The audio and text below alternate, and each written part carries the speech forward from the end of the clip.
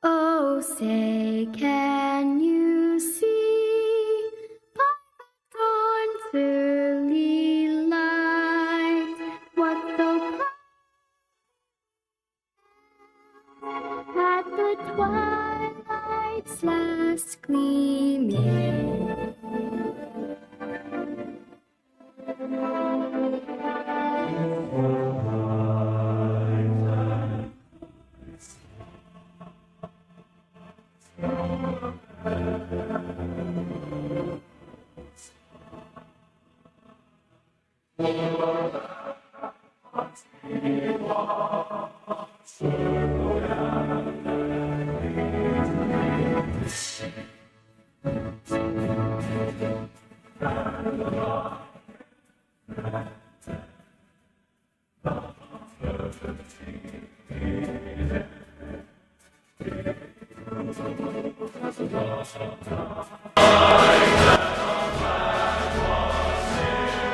Did I already fuck up? I think I already fucked up, chat.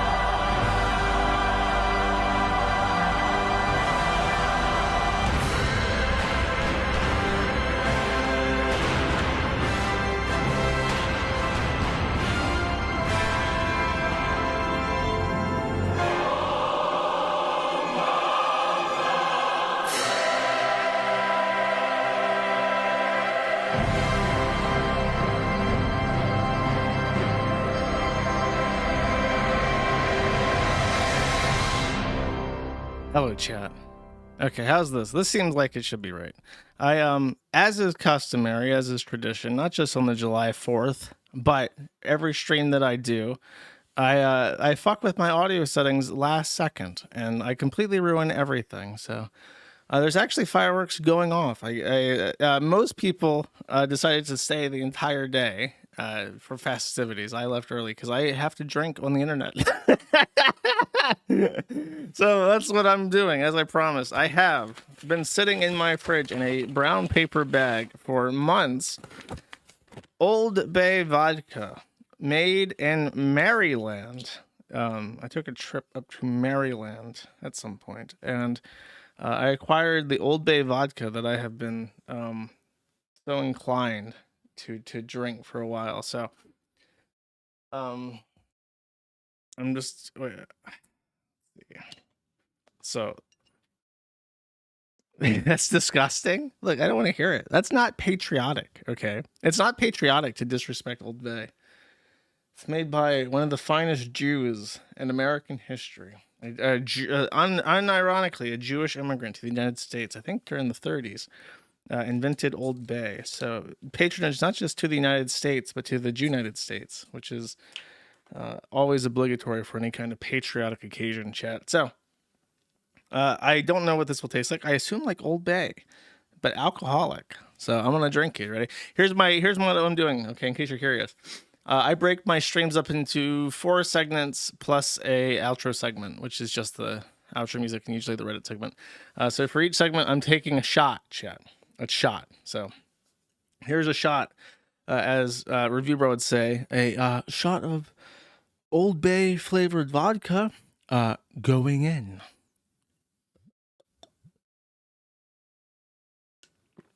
Oh man.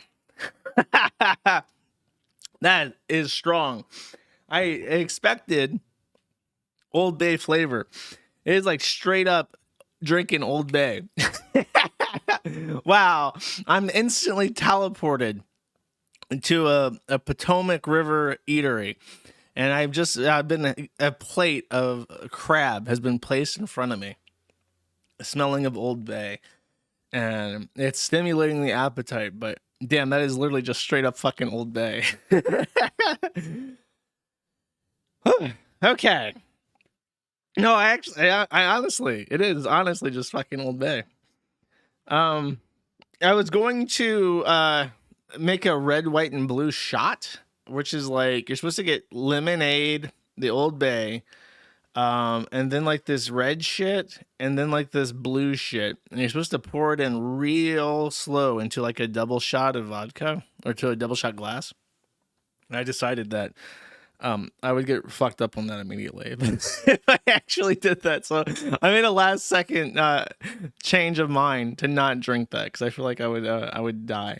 In case you're wondering, I don't drink at all. I don't ever drink. Very infrequently and very light.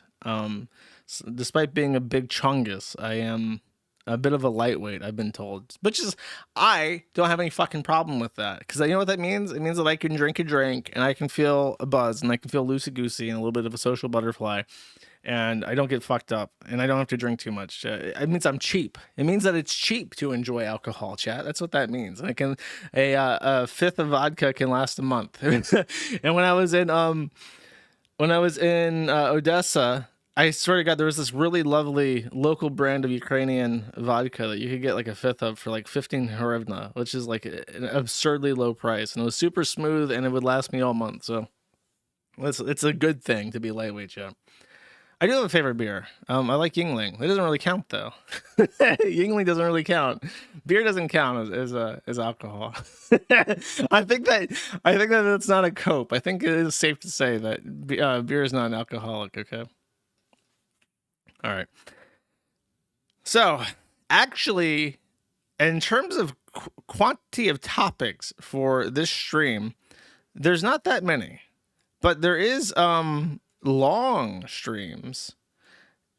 I've been informed by my legal counsel that drinking on air and drinking on the internet is a path to ruination. So that's just so you know, I was warned. I was warned about this before I can even start talking. Anyways, the topics that I want to talk about are going to be quite long-winded, so I don't know.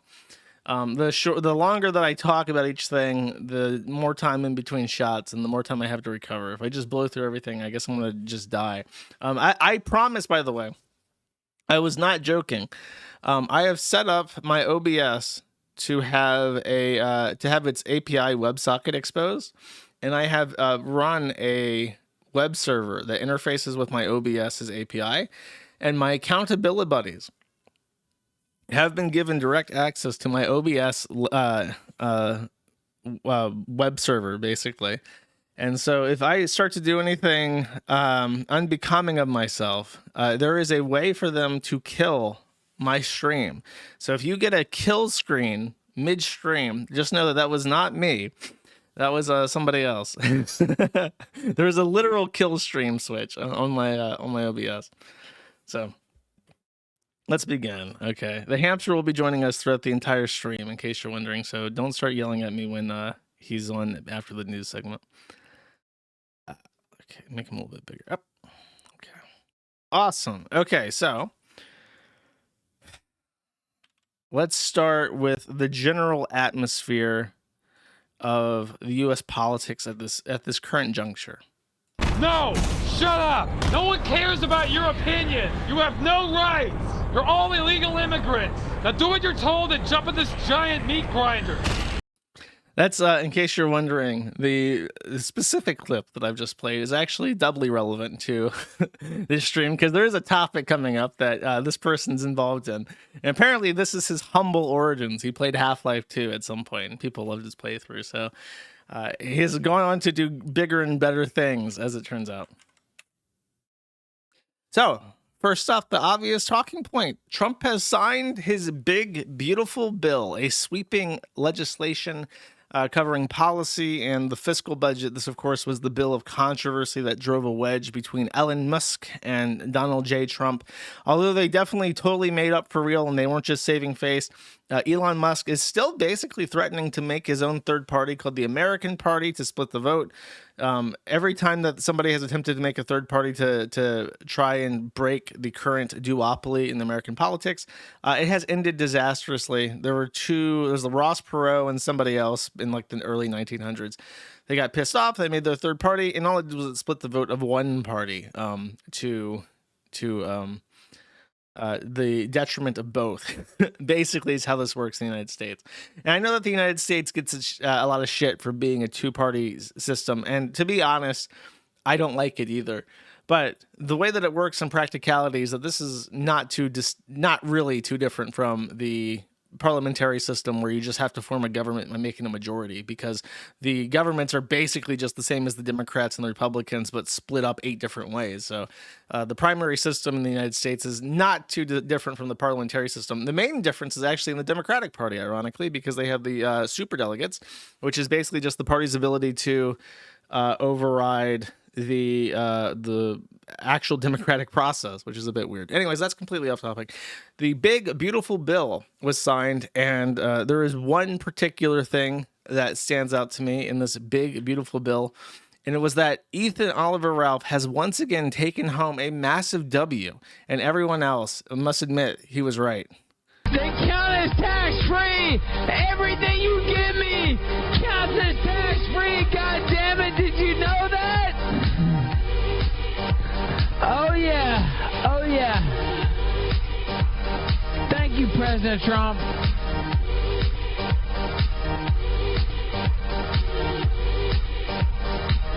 Ethan Ralph once declared on stream some time ago that tips were going to be tax-free, and lo and behold, President Donald J. Trump and the big beautiful bill have actually added tax deductions for tips and overtime to the tune of $25,000. And there is a limit, so it's $150,000 if you're an individual filer, or $300,000 gross income for a married filer. But you have a $25,000 deduction for tips, which arguably should cover streamers as well. An anime avatar tried to tell me that her CPA informed her that super chats do not count under the wording of this legislation. That's real interesting and all, and I'm sure that the CPA has a reason to believe that. However, I instinctively do not trust anime avatars, so therefore I'm filing all your super chats as tips, and they are fucking tax-free. That's right. And you know what? If the government has an issue with that, they can take it up with Grok. I asked Grok first, and Grok said it was totally legit. So you know what? I trust Grok more than I trust anime avatars, and we're going to write that fucker off. Okay.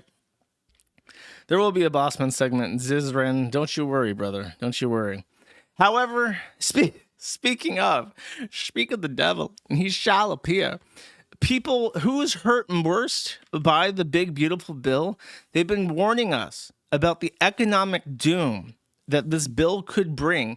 As Elon Musk said, it adds $2 trillion to the deficit. Ay Dios mío, but it awards $150 billion to the best Jew who has ever fucking lived, Miller, the guy who's our deportation czar. And he's saying that we're gonna deport all the Mexicans, and we got the money to do it. So you know what? I don't give a fuck about no $2 trillion. I'd rather live in a bankrupt shithole. I lived in a bankrupt shithole. I lived in Ukraine. It was bankrupt, and it was kind of fucking shitty. I'm gonna be real with you. Everything was dilapidated, but you know what? It was white, and they swept it up. I went outside every morning. I went outside, and I saw the babushkas taking care of their little storefronts, sweeping up the leaves. Everything was spotless. Yeah, the concrete showed holes. There was like metal rebar sticking out in some places, but you know what? With the zero resources they had, they kept that shit spotless. I'd rather fucking live in a country like that than in the United States in the McMansion that's all shiny and new, but actually rotting and decayed and culturally vacuous. So, but the person who suffers the most are the gamblers. As Newsweek says, Trump's big, beautiful bill could kill professional gambling. It means what it has done is it has previously, under IRS rules, if you are a gambler and you go to a casino and you play poker and you wager over the lifetime of your betting $1 million and you take home $1 million and $50,000 with $50,000 winnings, what you would say is that I made $50,000. The big beautiful bill reduces gambling losses as a tax deduction from 100% to 90%, which means that if you wager $1 million and you get $1 million and $50,000, you actually have, as far as the IRS is concerned, won $150,000, which means you have to pay taxes on $150,000 as opposed to $50,000, which plainly makes more sense. But for whatever reason, they want to tax professional gamblers. Now, I want you to imagine this. Imagine that you are a gambling addict with a crippling gambling addiction, and you have actually wagered $3 billion. Somehow, you have wagered the GDP of small nations on stake.us alone, and you have won $0. Now, rationally, you would look at this situation, as many rational people did, as opposed to the fucking ratatouille rats who really thought that the IRS was going to break down somebody's door over something like this, because it doesn't make any fucking sense. Rationally, we think that this person owes $0 in taxes because they've made $0. Unfortunately, it may be the case. Now, I don't know for sure. I'm not a CPA, but it may be the case where someone in that situation would have to declare $350 million as earned income because that's 10% of $3.4 billion, chat. In which case, you would owe tens of millions of dollars in taxes for personal gains on money that you never will have, ever. So, this is what it sounds like to me. This is what this sounds like to me, because this is very weird as far as the policy change. And it could have rippling effects to beloved members of our ecosystem, chat, of our society. We will find out if the IRS attempts to collect $100 million of income tax from somebody who smokes crystal meth, chat. And maybe, I wonder if the IRS, dude, that's how you're going to launder money. They're going to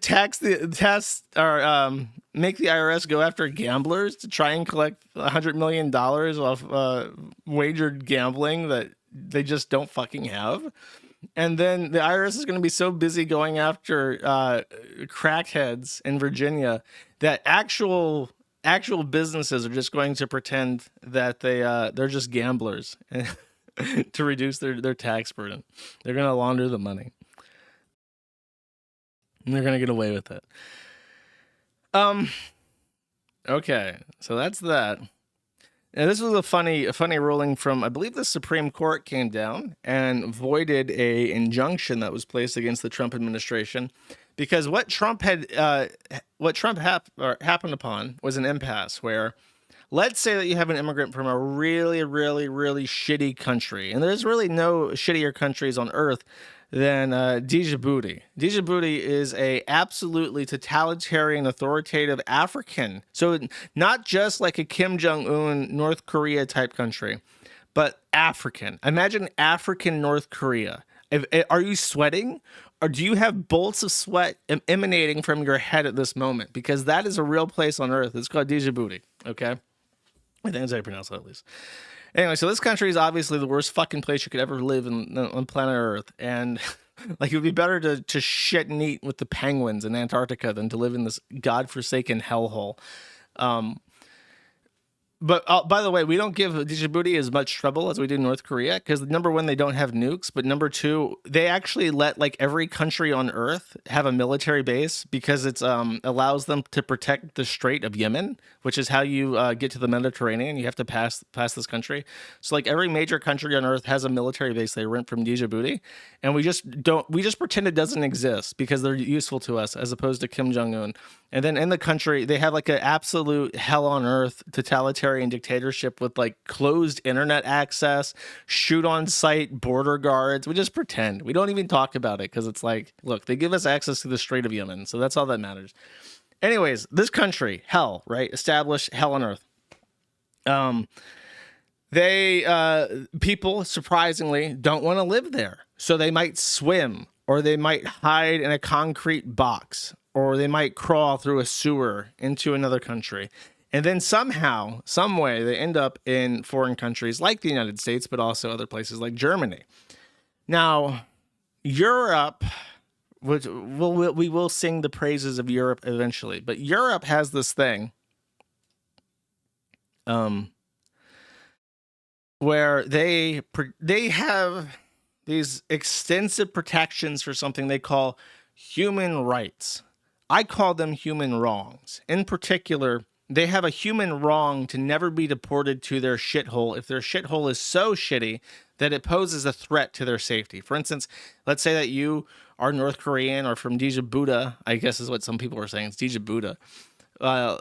You would say, we can't deport you back to that country because you're an escapee, and just escaping the country is a death penalty. So if we send you back, you would most assuredly die.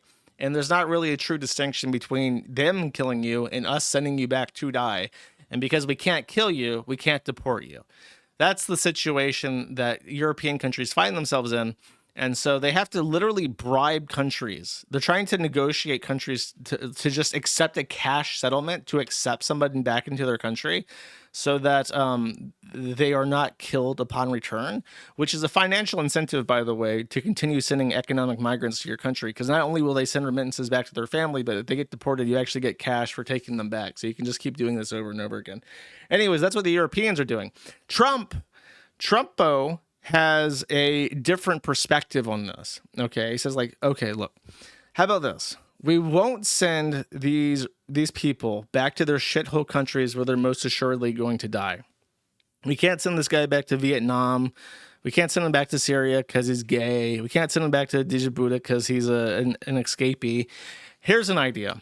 Let's send them to South Sudan, and we'll just give South Sudan money for taking them, even though they're not nationals. South Sudan needs money. We need to get rid of them, and we can't have them die when they return back to our home. It's win-win. Then some liberal cocksucker says, wait a second, buddy. You can't just take Mexicans and put them in South Sudan. That's ridiculous. What the fuck are you doing? And then the Supreme Court of the United States, God bless it, the greatest country that Earth has ever seen, says, yes, actually they can. If they can't send them back to their country, then they can send them to South Sudan. So let this be a lesson to all of you illegal aliens who think, oh, I can't be sent back to my shithole country because it's so shitty. Guess what?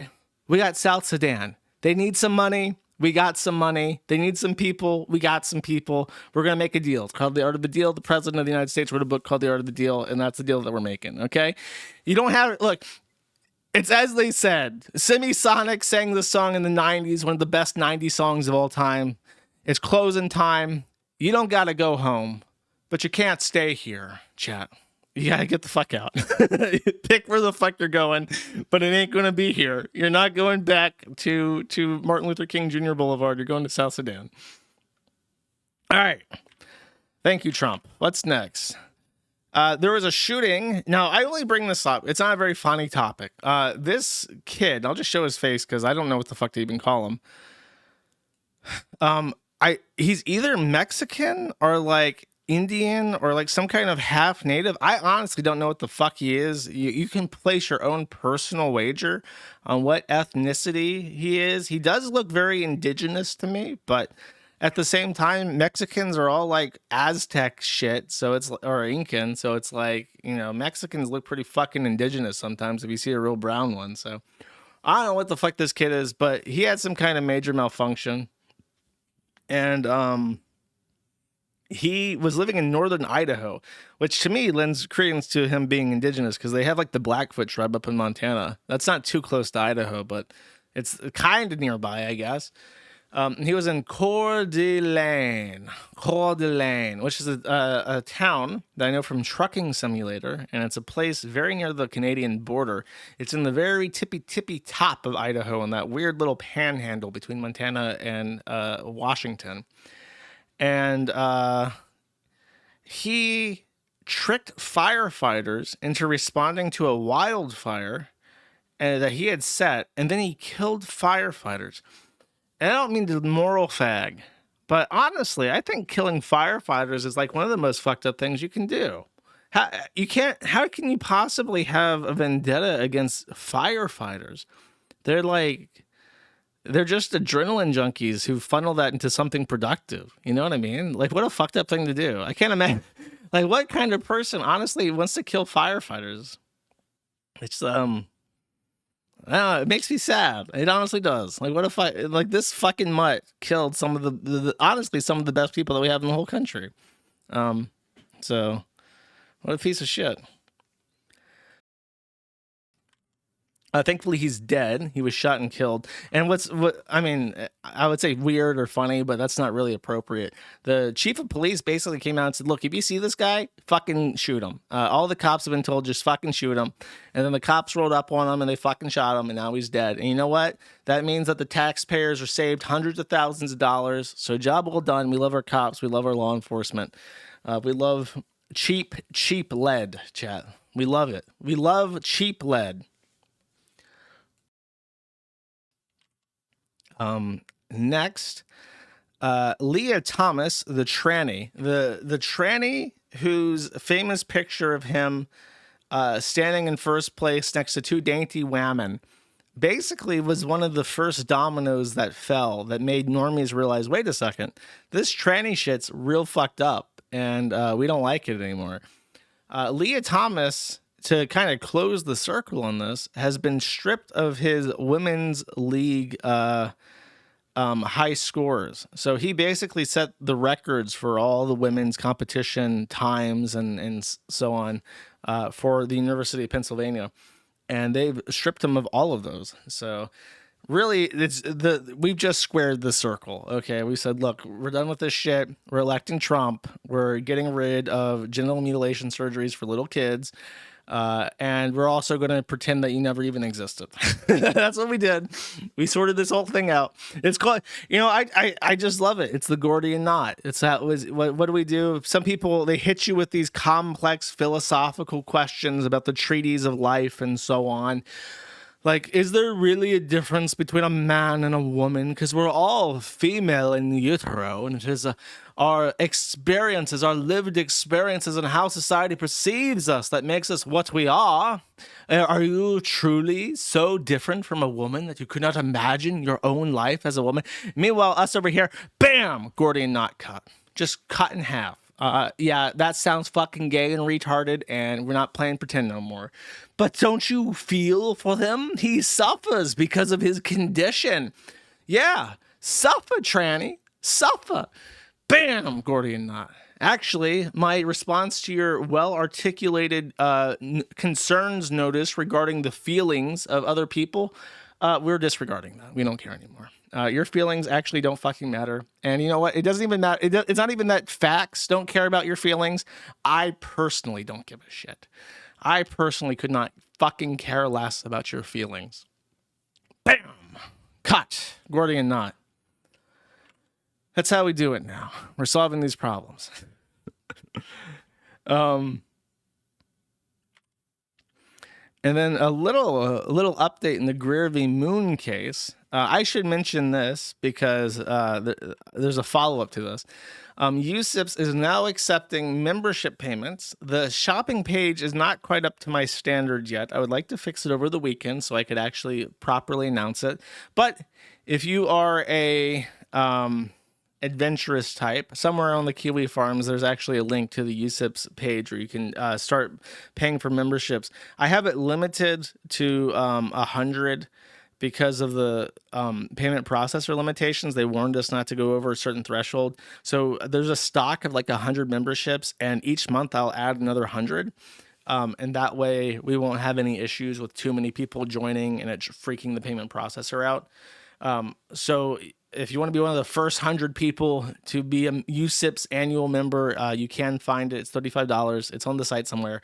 And then I'll get it set up properly before next month so that people have a better shopping experience. But it's out there. Now, I say that because I'm expecting to make $5,000 to $10,000, right, for the first 2 months if we sell out all those membership slots. We need that because Hardin wants to do something, and I support his adventures. That money is not for him mostly. It's for a printing press. There is one printing press in the entire country that can do what we want to do. And what we want to do is file an amicus brief with the Supreme Court of the United States of America. They charge out the fucking ass, because what they do is they take your filings and they actually go through and they tidy up all the language, they tidy up all the grammar, they tidy up everything. They get it set to the Supreme Court of the United States has an extremely strict rule regarding how a document is formatted. And if it's not formatted right, even a little, it's like the most strictly grade school teacher you've ever seen when it comes to grammar and like MLA format. It's like that. If you fuck up, they just chuck that shit in the bin. They don't even look at it. So you basically are required to pay for this service, and they charge a lot of money for their formatting and assistance in citations and so on. So the amicus brief we want to follow is in regards to Greer v. Moon. Again, now we already filed in a writ of certiorari to the Supreme Court of the United States asking for review, and that was not granted, even though it looked like it might have been granted because we got skipped over one time, and every time it gets skipped over, the odds of you getting granted writ go up. However, this is a citation for Cox v. Sony, which is in regards to Sony suing Cox Communications and ISP in the United States. Sony is saying that Cox is contributing to copyright infringement by not blocking IP addresses on their network that are known to be torrenting IP as an intellectual property, not IP addresses. Saying that they have to actually start proactively blocking torrenting users to help them enforce their copyright. And this was, I believe, granted in the lower court.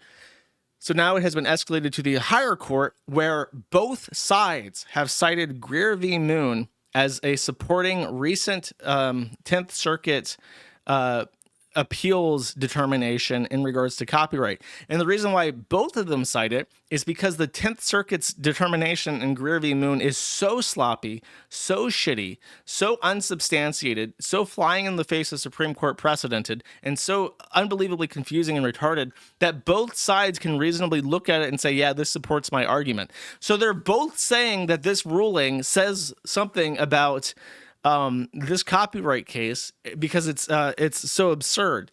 So we want to file and say, like, look, the 10th Circuit really fucked up. And if that happens and the Supreme Court actually answers and says that, yeah, this is a really terrible decision, that could just vacate the case that we have in Utah anyways, which would be the coolest way, not even the funniest way, but the absolute coolest way for the lawsuit with Greer that's been going on for 5 fucking years to end. That would be awesome. So we'll see. I think it's worth the money because the whole point of a 501c4 is to enact social change, and I believe that this is a great way to pursue copyright liberation, chat. And I can think of no greater company to say fuck you to than Sony.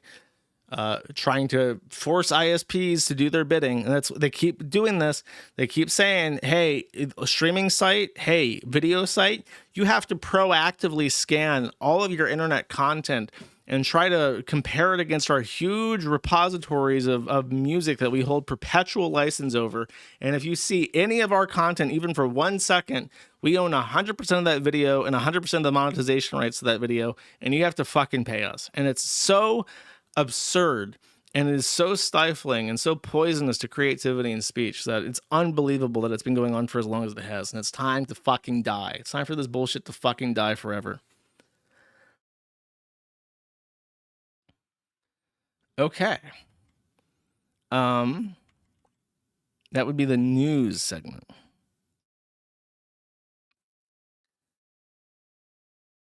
Now we're in the Troon segment, chat. The Troon segment. A message was put out by a lost young youth. Aya, Sweet Lotus Fish, says, bridges really do make for pretty views. I'm really sorry. Now, Aya is a 16-year-old trans lesbian.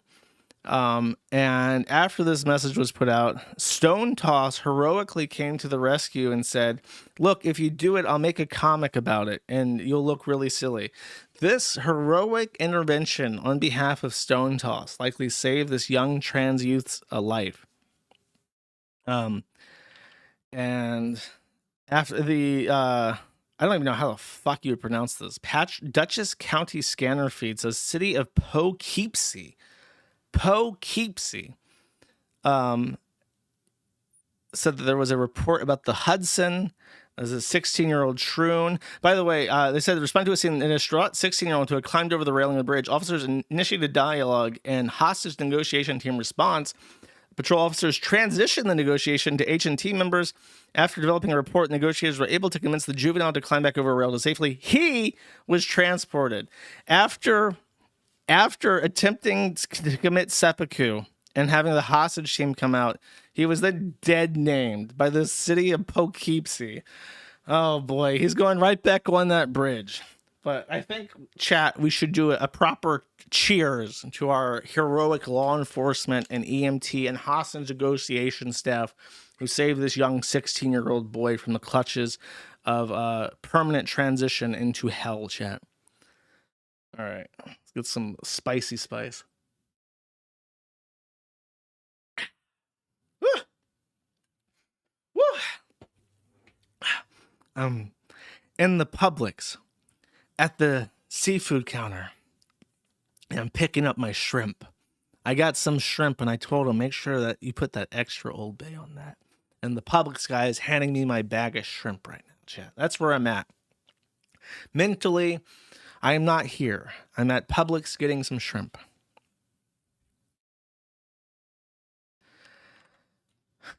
And a little update on Chantal. There's not really any pictures to go along with this, but as I mentioned last stream, Chantal had been living in Kuwait City, Kuwait, for quite a while.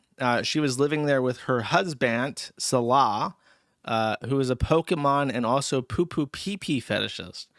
While living in Kuwait City, she had frequently made nighttime trips out and had streamed herself rolling and trolling, as they say, around the coast through various shopping malls, which seems to be the only fucking thing to do in the Middle East is go shopping, and interacting with stray animals. Kuwait and a lot of other countries, especially poor countries, they don't really have the animal welfare services that the United States has, so it's very common to see stray animals, stray cats, stray dogs. That's just, they don't have the means to really control the populations. Money has to go to other shit that takes care of people first, so that's very common. It's very sad, but it's very common. If you travel to third and second world countries, you will see stray animals all over the place. It's just how it is. But Chantal had the bright idea that she would save one of these kittens. And if I remember correctly, she saved one of the kittens that was still a suckling kitten, and she took it away from the mother. Now, not only was this a bad look optically for Chantal, and not only did it anger a local charitable organization that keeps control over the animals, it's actually against the law. Because Kuwait has such an issue with stray animals, they actually very tightly regulate how you can get an animal. And as it turns out, you cannot simply abduct a kitten off the street. That's against their policies to help reduce the stray population. So the animal rights organization filed a complaint with the prosecutor for the city, asking that they press charges against her formally. And apparently it was very serious charges that could have multiple years in jail. So they did what anybody would do, and they fled. Salah, despite living in Kuwait for most of his life, was under an Arab work program. Because as I mentioned before, these Arab states that have lots of oil money, they basically let a lot of people into the country, but never ever give them citizenship.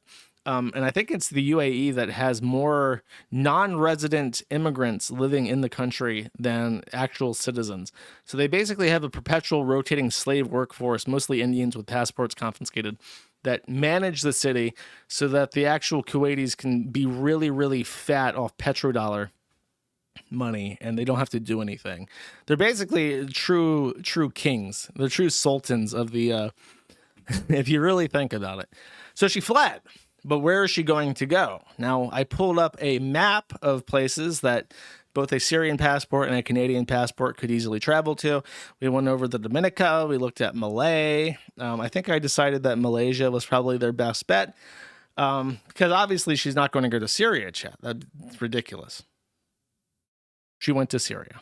She flew to get to Syria. She had to fly from Kuwait to Istanbul to Beirut, because there's a lyric in a K-Flay song that goes like, beer pong's how I know the capital of Lebanon.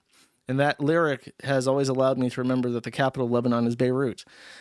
So Beirut, and then in Beirut, because absolutely no commercial airliners actually fly to Damascus, she had to take a taxi across the border from Beirut to the capital of Syria, which is under the new regime.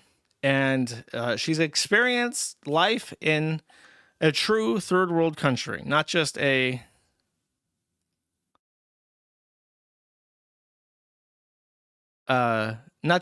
a poor country, like an actual genuinely war-torn, destitute country.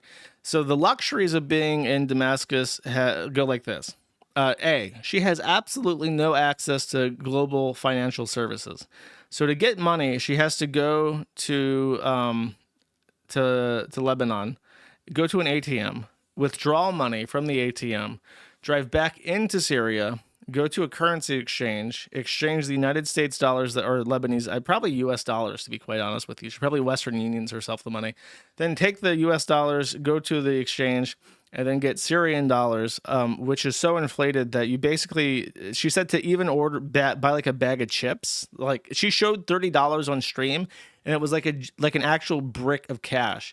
So to buy a bag of chips, you have to give them tens of thousands of Syrian dollars. And then they have like an automated counting thing to count the brick of cash, because it's just such an absurd amount of paper that you need digital assistants to ring up a bag of chips.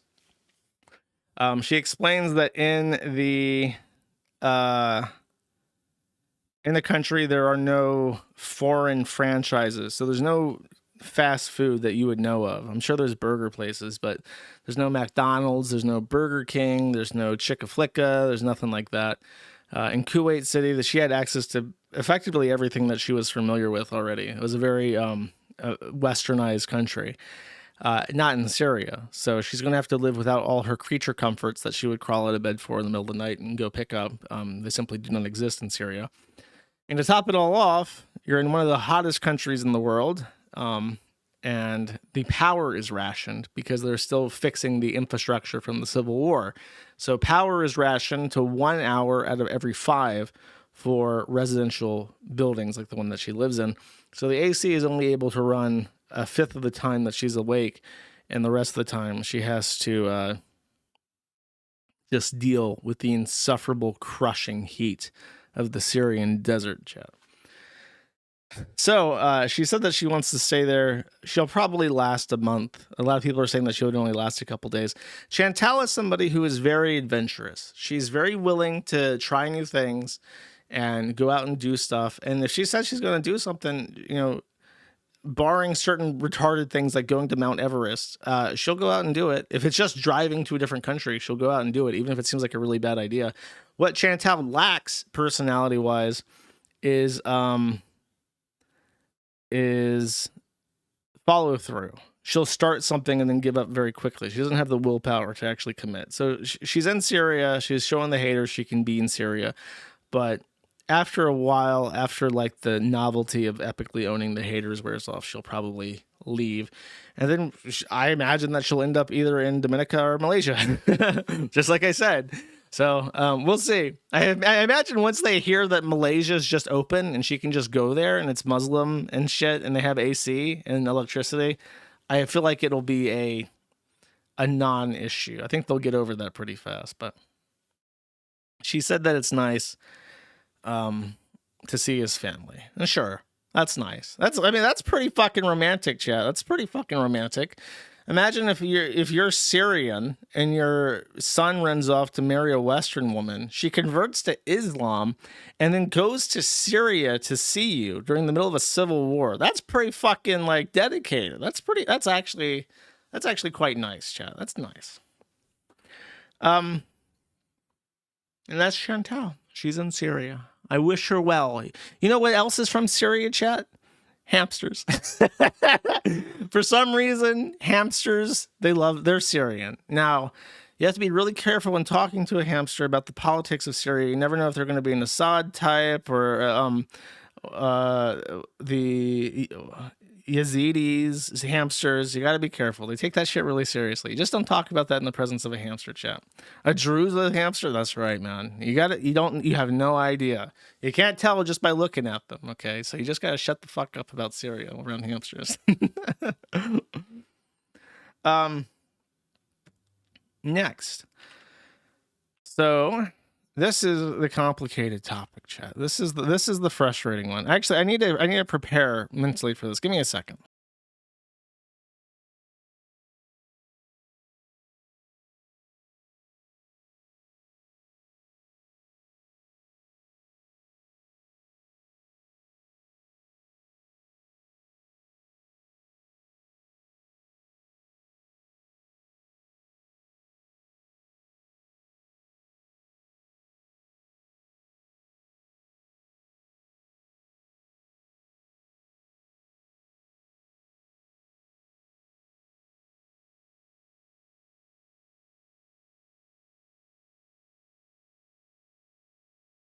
Okay, chat, I'm back and I'm mentally prepared. Our next topic is about the debut of the VTuber Saba. Let's begin. So, here's the situation. Okay. The VTuber known as Gura is part of the company HoloLive. And a while back, they had a falling out. Gawr is the most popular English-speaking VTuber. And she's the third highest income earner of any English-speaking VTuber. She has made over $1.2 million in super chats from her dedicated simps. She is one of the OGs. And she had a loli shark avatar. Now she has re-debuted as an independent called Saba, and I took issue with it. Isn't there someone you forgot to ask, chat? That's right, me, the moral fag. So I wanted to show you, I want to show you this muted. I just want to show you from a technical perspective. Look at this avatar. Just look at it from a technical perspective. Do you know how these frames, every frame that you're seeing here, is rigged and animated by hand? There was a team of Malaysians that worked thousands of man hours to provide a 60 frame per second, perfectly articulated, honestly, a technical fucking marvel of animation and art in service of making a little girl so that a bunch of pedophiles can spam uh-oh emojis at her in YouTube chat and give her millions of dollars because they love seeing little girls dance and sing for their amusement. Now, I made a zeet about this, and I looked at this. This is the thing, by the way. Let me try to find the actual... Here we go. You might notice that her stomach is visible in this, but I saw this. I saw this look like the uh-oh, the crying thing, uh-oh, child tummy erotic thing. And I said that the performer Garguro, the third highest ranking English, I went off by super chat income, but apparently she was actually more popular than the other two that made more money than her, has debuted her new indie character Saba. This is the design. The art on the left is the official art she used to promote her stream, featuring a crab doing the uh-oh, child tummy erotic meme with the tummy exposed. And then here's the actual avatar. Now watch this. I'm muted. Actually, listen to the voice for 5 seconds. Meow. Tummy. Oh, tummy on day one? Now watch the reactions for Tummy on day one? the uh-oh emojis as they come in, chat. As they chum in. So she, just to reiterate, and I'll mute it for you. She has a way to undress her character to show the thong straps of her bikini and also the tummy. So it's not just a bikini model. It's a bikini model that she can strip for her audience to reveal. Isn't that fascinating? Now, my tweet caused some controversy, believe it or not. Hundreds of people responded to me. Literally hundreds of people responded to me. Many of them were coordinated. Many of them were saying things that I knew had to come from a coordinated place because they were outright wrong in a way that wouldn't manifest unless they were talking to each other. In particular, I remember when the Gawr accused me of mocking the death of fellow loli VTuber Shando's mother dying. And I remember this very clearly because I did no such thing. Now, to be clear, as I said before, if I wanted to make fun of somebody's dead mom, I would do so. No holds barred. I don't give a fuck. If I felt it necessary or relevant or interesting or funny or justified in any way, shape, or form to me and me alone, I would do it. But I didn't, because I didn't have anything to say. And I feel like the most respectful way to handle somebody's mom being dead is just to not mention it, because she doesn't want my fucking condolences. You know what I mean? I'm calling her a pedophile. I don't think she wants me to say I'm very sorry for you in between taking shots at her, so I just didn't say anything. But I saw many people this time around saying that, aren't you the guy that mocked Shando's mother? And it's like, the only person I ever heard say that was Gator. So I know, because it's not when kids cheat on a test, you don't know they're cheating because they get all the answers right. You know they're cheating because they copy the wrong answers. And I know that Gator's out there seething about me in perpetuity in little Discord servers called Cunny, where he shares tummy pictures of anime children with his pedophile friends. And he tells them that Josh guy, he mocked Shando's mother. And I know he's doing this because, number one, he's actively talking about this on Twitter. But number two, there is no way that this lie would just fabricate itself from nowhere in the minds of a dozen people at once, or dozens of people at once. It means he's out there doing this, which I just find fascinating. The other person who took shots at me was a guy called the Almighty Lolly. Now, I've been told by people in chat and in comments of my videos, Josh, that's just his name. He's not actually a lolicon. Oh, well, he got very offended when I said that lolicons were pedophiles. And he decided to tell people that I've groomed 2 minors. All of the Blockland forum drama from 17 fucking years ago has come back in force, because now I'm the real pedophile and I've been grooming infinite children. Never mind the fact that the child I groomed was less than 2 years younger than me. I'm a child groomer, apparently. Now, I've gone through all of this, and I have nothing to say, like, in terms of apologizing. I don't give a fuck to elaborate. It's not like I can take these people who are jerking off to anime kids as adult men in their 30s and 40s and 50s and just be like, no, you don't understand. You got this off Encyclopedia Dramatica, so it's all bullshit. Like, you can't do that. They're not going to go, fuck, I guess you have a point then. You know, it's just flinging shit. So, that is what I've been looking at. And as I said, this has been going on for 17 fucking years now. So you're not going to hurt my feelings. I don't care. This guy drew a little doodle for me. It's like, dude, calm down. It's just a drawing. And then we have a little baby that is beating off to. This has basically been the last week. Now I have more to say about this. Now, someone took me saying, like, look, Josh, I know that the guy with the lightsaber looks like the tummy crying emoji, but you're wrong. This is actually a reference to another trope where the stone cold killer, the most hard-ass character in the entire anime, will watch an idol performance of a little girl dancing and break into tears at how beautiful and cute it is. So that's just a reference to the idol industry trope anime stuff. That's not a reference to the crying tummy emoji stuff. Okay, I can admit I'm wrong. I see the reference. The glow sticks make that true. I believe that's true. You know what's not my schizophrenia, though? And I actually, when I saw this, I thought, that's schizophrenic. If I say this on live stream, I would look like a fucking deranged lunatic. She has made her audience anthropomorphized into her streams as crabs. And this is going to make me sound like a fucking lunatic. But I know that this is true because I've read the VTuber thread about her and they agree. So this is not me saying this disparagingly. This is me agreeing with them, and I can prove it. The word crab in Japanese is K-A-N-I, Kani.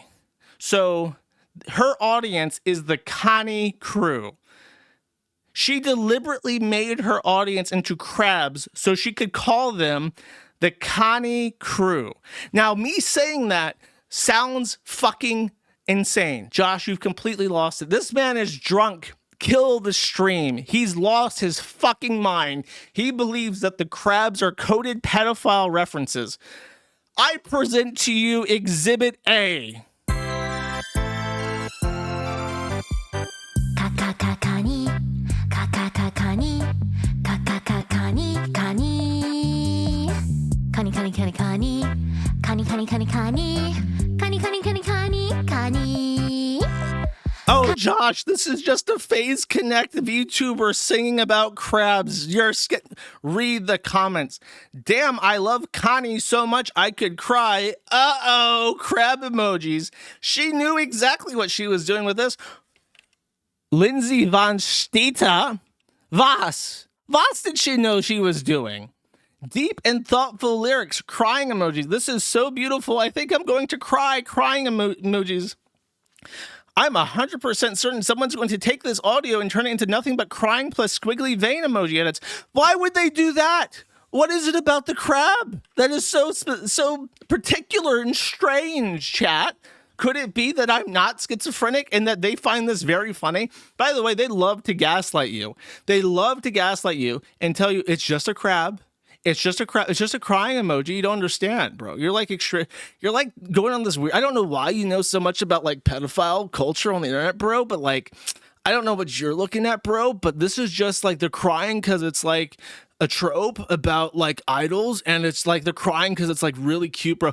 They will say that shit straight face to you to try and make you feel like you're losing your fucking mind. But I know what you are. And you're not going to bully me into going away. I'm going to let people look up whatever phone books they want. I'm going to point out what I see as I see it every day, forever. And you can cry about it. And you can say I bullied Shaldo's mother to death. I pushed her into an early fucking grave. That I'm the most evil pedophile groomer that's ever lived. You can try to scare me off. I'm not going away. I know what this is. You think it's really funny. You think it's really funny to put crabs in your names and call yourself the Connie Crusader because you're just telling people that you're sexually attracted to kids and there's nothing they can do to you. They can't kill you. So it's really funny to you. But I know what you are. There's more to this, by the way. Here's an example of a reply that I got. This was brought to my attention. Let me just read it. So Mimi says, I am so in love with the design of Same Kosaba. I didn't even think it could be loli. I just think it's so cute. And Saba is so damn happy now. And you can tell she finally feels free. Smug lolicon picture. Yonichi says, Also, ich finde es nicht schlimm. The way he says in this, to convert this to American, is, though I do not find it disagreeable or bad, this is most definitely a lolicon avatar, and you are jerking off to lolicon, my good sir.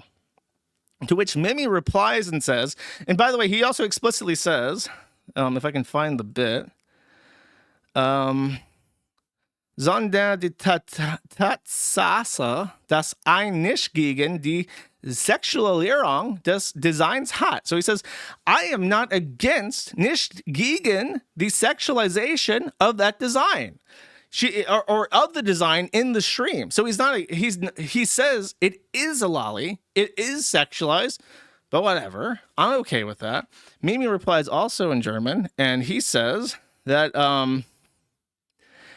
it's not her fault. He says it's selbst nachher nicht mitbekommen. It's not her fault because she would be sexualized anyways. So if you take the lolly character and you put it on the stream, all the lolicons that are watching would be making porn of it anyways. So it was going to happen regardless. She might as well do it herself. She might as well encourage it and make money. That's what they're literally fucking saying. So then a guy replies in English, and this guy tagged me, which is how I saw this chain. You can thank him, by the way, if you're one of these two people and you're upset that I'm reading this on stream. The Djinn user, that's his actual fucking name with the fish. So he's showing that he's a Saba fan. So he's a Saba fan. He's a fan of her. Says she does sexualize herself, and she is a lolicon.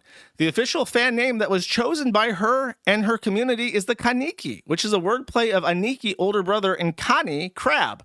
But the word Kani is another play on the word Kani, which has a very not safe for work meaning. So it's clear as fucking crystal from the mouth of the DGen user himself explaining that this is not schizophrenia. Yes, it is 2 references deep, but they know exactly what the fuck they're doing. So don't even try this shit. He continues and says, I mean, look, there's compilations of her being a lolicon in her past life, which is her previous characters, and they were all lollies, in case you're wondering, where she even tried to hold back being corpo. Gawr Gura being a lolicon compilation long version. So let's not get the short version, let's get the long version. And then the DGen user quotes my message saying, I mean, she did the meme with the erotic tummy crying. This guy, by the way, I checked his profile just to make absolutely certain for real that he was a real fan of Saba and he wasn't just trying to be like poisoning the well to make him look bad. He posted this. Not gonna lie, I know nobody will see this.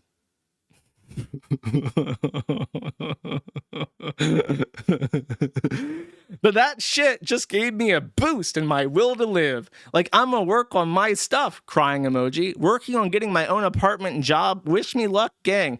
This guy was literally on the precipice of committing suicide, and as yet another affront to all mankind, the lolicon performer that puppeteers the character Saba inspired him to continue living so he can be a Kaniki Kani crew and masturbate to lolicon. That's keeping him alive. And if she had not done this, he might be dead, and we might be better off for it, chat. That's what we're... See, you think maybe it's just a drawing, bro. What's the harm? It's keeping this guy alive. Do you understand? There is a real material damage here that we didn't need. We didn't have to have this. And by the way, he deleted all these tweets. I don't know what happened because I didn't talk about this. I didn't reply to him. I screen capped it and I sent it to myself on Signal. So I don't know what happened. It's like the perk in Dead by Daylight when the killer is looking at you and you get like a little sound effect to let you know that he's staring at you. It's like that. He had that perk and he knows that the killer is staring at him and he just felt, he got that spine chill. He's like, oh shit, I better delete all this. Sorry, Data. Sorry, the DGen user Saba fan. I capped it all. I just had a feeling that this is exactly what I need to prove my points meticulously. And by the way, the main thing, okay, like, look, you can break down their arguments. If you say anything about loli, if you look at Saba's character and you think that this is a sexualized little girl, you're the real pedophile. I just see a cute girl. She's not sexualized at all. If you think that's sexual, you're the pedophile because you look at children and you think they're that's what they say. That's gaslight number 1. Gaslight number 2 is just to laugh at you and say that it's normal. I got the argument, by the way, of some guys saying that little girl features are all. This is a direct 1-to-1 line from pedophiles. Pedophiles will try to tell you that being attracted to very, very young girls is an inherent male attribute biologically encoded into you to try to fuck as young as possible. So therefore, loli is the default state, and you're coping, and you're a roasty feminist if you disagree with that. That's the actual thing they say, and that's an actual thing that actual pedophiles who masturbate to child pornography say, and they share the exact same line of thought. The other one is that it hurts nobody. You can't tell the difference between fiction and reality, but it hurts nobody. And I'd like to prove to you that it does hurt people. There's an article from Redux. This is a tranny. This tranny is now in jail because he's a pedophile that was collecting pictures of babies being raped. And when they scanned through his computer and they listed what they found on his computer in the indictment, they listed the fact that he was also a collector of lolicon, which was not a part of the charges, but it was a part of the evidence that was found. So this guy, this tranny, had been groomed, or groomed himself even, probably into being attracted to actual babies being hurt through what he was chronically masturbating to. I posted this, and this is a different one before I get off on that tangent. This is Gauo. Gauo is an artist that has done several HoloLive characters, but he did most prominently, he was the artist for Aqua's character, and she's another really big one. She's like the 45th highest super chat earner in the entire world, sorted by amount, like total lifetime earnings. So she's one of the really, really big ones. I think she's a part of HoloLive, and he was recently accused of having sex with girls between the ages of like 13 and 17. And his reaction, as a 40-year-old man, by the way, it's a 40-plus-year-old Japanese man, and his reaction to being accused of having sex with a 13-year-old girl was to get onto like a Japanese drama, like it was like a VTuber news live stream, it was like Japanese flamenco is the best way to describe it. And they're like, "Konnichiwa, did you molest a 14-year-old girl, desu?" And he was like, "I did, actually. I did molest a 13-year-old girl." He just admits it. It's like a Japanese honesty problem. "Did you do this?" "Oh, yeah, so shame for display. I did molest a 13-year-old girl." So he just admits to it. And then I found out this was a dojin, so she's naked in this. But in Japanese, it says that her age is like something teenagers. And one of the messages on the left, it says that it was based off a real life experience. So not only just to drive this the fuck home, that when they say it's just lines on a piece of paper, it can't hurt you. A lot of those lines are drawn by actual pedophiles actually molesting children and then actually drawing them from actual likeness and then selling them to you so that you can masturbate to them. It's not just lines on a paper. A lot of it is based off real actual child abuse. And that's why it's bad. Your brain and your personality and the things that you like and dislike are a culmination of all of your life experiences. Think of your brain like a vinyl record. And as you go through life, your vinyl record is etched into permanence. And it can change over time as you experience different things. People are malleable. They're not completely fixed. But everything that you voluntarily subject yourself to modifies who you are by increments, by hairs, so slowly you never notice it. So if you're just a guy and you're just jerking off a lot and you're like, well, you know, I'm in my not safe for work goon Discord for my VTuber club, and this guy keeps posting all this Saba stuff. Not usually my thing, but since I'm already here, my dick is already in my hand, I might as well. Bit by bit, hair by hair, a death of 1,000 cuts, you gradually actually edit your brain to become sexually attracted to the characteristics of a prepubescent girl. And eventually, if you're a full-on fucking psycho degen, which not everybody is, even the most hardcore VTuber fan jerking off to whatever may not become this. But it's like a pyramid where some people will be. Like a lot of people into anime stuff, they'll be able to see that and be like, that's not my thing, and never look at it, never do that. A lot of people won't. And then a lot of people in that won't look at other stuff. And then other stuff, and then act on it. It'll be a fraction of a fraction of a fraction. But every person who's added to that pool is at risk of being sloped down. Actually, literally slippery slope down to this person that you see on your screen, who's an actual monster. Monsters are not born. They are made. It is a combination of nature and nurture. And when people just tolerate something like this, they open themselves up to becoming something that they probably would not want to be if you ask them right now. But they can justify it to themselves, and it's so frustrating because it's so normalized, you know. And you feel kind of powerless thinking about it. That like these guys are literally just going to brag to my fucking face about how they masturbate to drawings of kids, and there's nothing I can do about it. And they're right. There's nothing I can do about it. I can't kill them.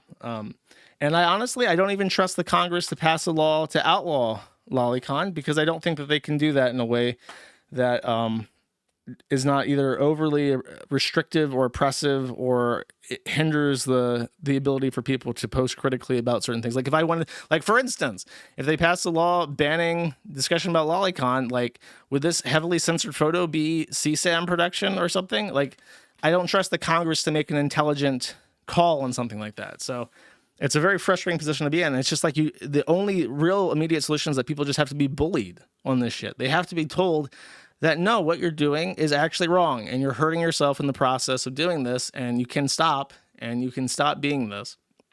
And it frustrates me when I come to the conclusion that is the most appropriate way to handle this decline in the moral fabric of my country and of young men across the world. It frustrates me when a person like this is rewarded with literally hundreds of thousands of dollars for sexualizing a child character for self-enrichment purposes. And if anything, if you're going to pass any kind of law, this is the kind of person you go after. You go after Hollow Live and you drag this bitch through the roads, basically. So that's my little spiel. Thankfully, E-Daddy Stone Toss is on my side. He made a comic. I'll read it for you. Two of the clerfs are looking at computers. Says, check out this cute horse anime girl. The cute horse anime girl says, Oni-chan, I hurt my leg. He says, don't worry, I know what to do. And then he shoots her in the fucking head, chat. I don't know if this is like a political comic. I don't know if this is like a reference to some kind of show. I say that this is a win for me, personally. And you know what? If that's the real schizophrenic take, I will deal with my schizophrenia, chat. I will deal with it. And thankfully, that is the end of the VTuber Tranime segment. Which means I reward, as Ricada would say, I will reward myself with a drink, chat.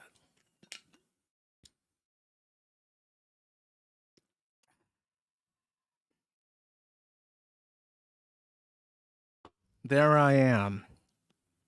I'm a child again. My mother is cooking king crab legs, and the Old Bay is going in the pot. I haven't had king crab 15 years, at least. It's been a while, chat. I should go get some king crab. Yeah, I should. Lick the bottle. No. We're good boys. We don't do that. All right. Next. Just a little clip, a little appreciation for somebody. Now, in this case, I want to thank a website known as the Kiwi Farms here. Obviously, you may not like them, but in this case, they actually have a lot of the screenshots and a lot of the evidence basically archived. They actually have a pretty interesting view on the history of this organization. And it started... So he did a video expose about 764 and like adjacent internet grooming, child pornography rings. It's a pretty decent... It's not really like a surface level observation. It's not truly a deep dive. What I appreciate about this, by the way, not just him giving props to the forum. I obviously always appreciate that when a big YouTuber does that. I appreciate how he is very flippant about just saying like, this is what's happening and not like sensationalizing it, just saying like, this is what's happening. I also appreciate that, he's not apparently not afraid of being saying like, what, you looked into this? Are you a pedophile? Because that's like a thing that happens. It's like it happens with me, where it's like you try to criticize something and you're called out as being a pedophile because you're looking into it or you know about stuff. And it's like, I don't apologize for knowing stuff. You know, my experiences that have informed me, exposed me to a lot of shit, but like I know the dangers of stuff now. I know what happens when a little boy, like a 9-year-old, is exposed to pornography and how that fucks them up socially and causes problems for them as a teenager. Problems that, by the way, never ever go away. It can be 17 years later. It can be more time than you were, the age of, and you'll still be dealing with the issues of that. So, I appreciate that he just is upfront about it, because people need to have the audacity to just talk about things they know about and not be afraid of someone sitting, like trying to flip the script on them and be like, oh, well, you know stuff. Like, yeah, I know stuff. I moderated 8chan. I ran an image board. I know what kind of people post there. I know what they're like, and I know what they do. I'm not apologetic for that. I know what their behaviors are. I know the things that they say. And, you need an informed perspective like that to actually criticize them. So I do appreciate that from him. Anisa, by the way, Anisa publicly mentioned once on live stream with Ian that she demanded of him at some point after Creator Clash 1, just like demanded that he buy a house, I think in Seattle, and it was $1 million house. And sure enough, he did, just because his woman said to. He dropped $1 million on a home in Seattle in 2022. Now, you may know that between 2022 and now, Seattle has become shittier and the property values have gone down. So supposedly, actually, somebody went by this house recently and said that it was completely empty. And then immediately after that, it went up for listing on Zillow. But supposedly, Ian and Anisa are currently living in Canada with her mother in their basement. And he is trying to sell his property for the full, literally just the dollar value that he paid for in 2022. And it remains to be seen. It's only been listed for a week and it's $1 million home. So it will probably be up for a while, regardless of how fast it's going to sell. But it remains to be seen if he's actually going to get that. Because if he has to take the price down to, it's called being upside down on your mortgage. But if you, if he has to take a $200,000 loss on this property and he has a mortgage that he's upside down on, he essentially walks away from that closing in debt. So you don't have a house and you have $200,000 in debt to a bank that you still have to pay back. And that's in Ian's current situation where he's basically running on fumes, even on his main channel. And it remains, it's kind of up in the air how much they actually make these days. But $200,000 for most people is a mortgage. If you get a modular standard, like 1,200 square foot home, that's $200,000. So that's a bad situation to be in, to owe a full mortgage for a brand new small modular home that you're just upside down on because you can't, you couldn't sell your house for its value. So sucks to be them, but they're shitty people, so we don't really care, do we, chat? Press 1 in chat if you care about the woes of Anisa and Ian, Johma. Press 2 if you care, but only because you like to laugh at their misfortunes, chat. I think that's where we're at. I see the chews are already coming in before I even gave a second option. Chat was just that ahead of the curve. They just knew that there would be a second option that's more desirable, chat.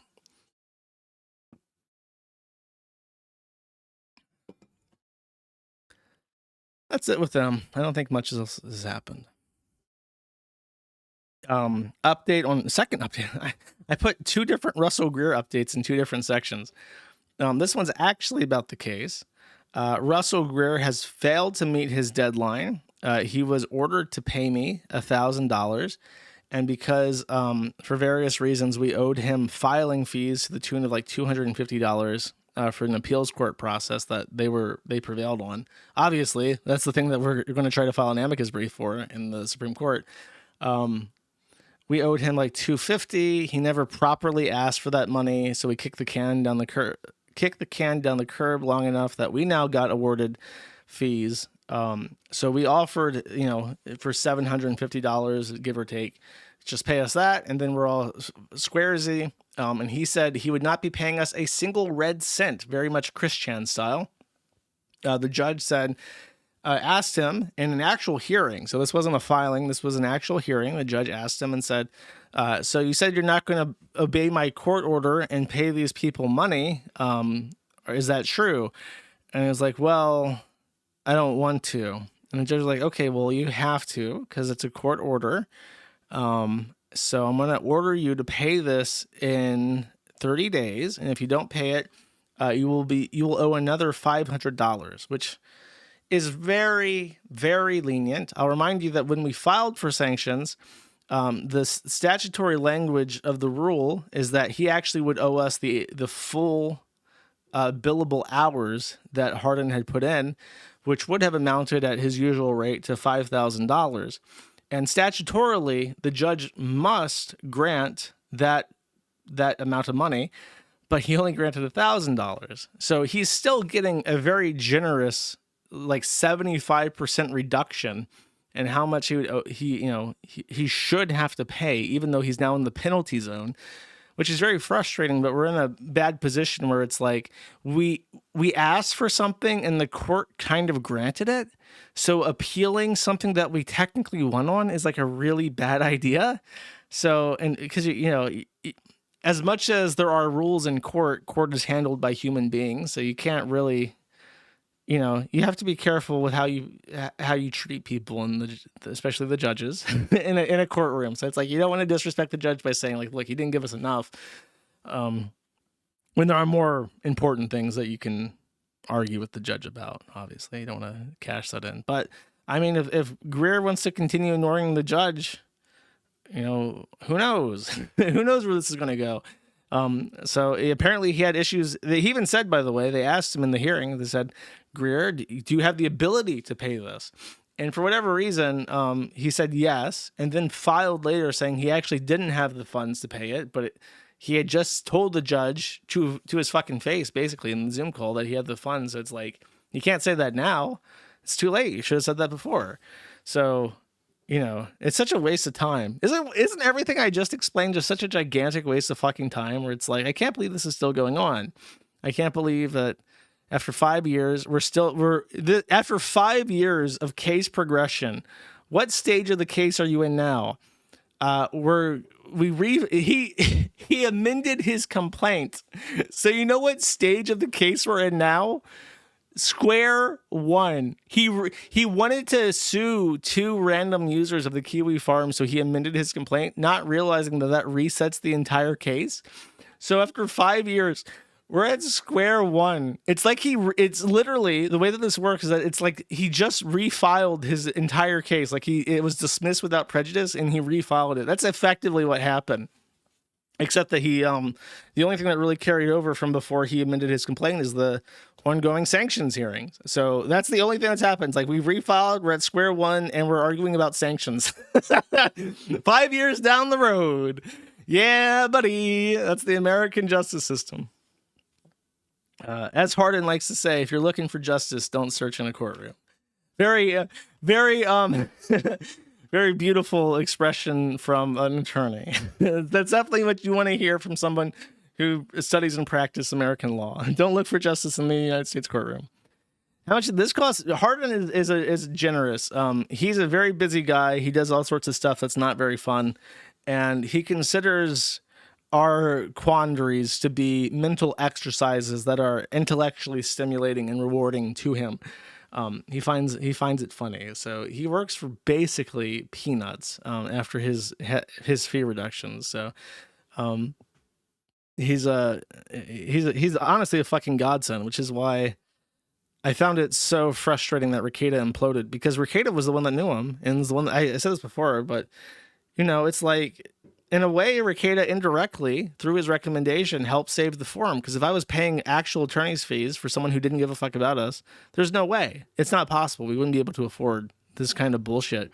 And, you know, people would have saw that we're losing or struggling or whatever, and they would have, like with Rational Wiki, they would have piled on like they did with Rational Wiki and filed 14 lawsuits at once. It's like if they filed 14 lawsuits right now, I got Hardin, I have a bunch of other people that want to help us and they want to help the foundation and stuff. And it's like, there's no point in doing that. You're just putting yourself at risk of getting sanctions for filing vexatious litigation. So I always found the Rekieta situation incredibly, incredibly painful at the start. Now my sympathies for him are gone, in part because he really did help us.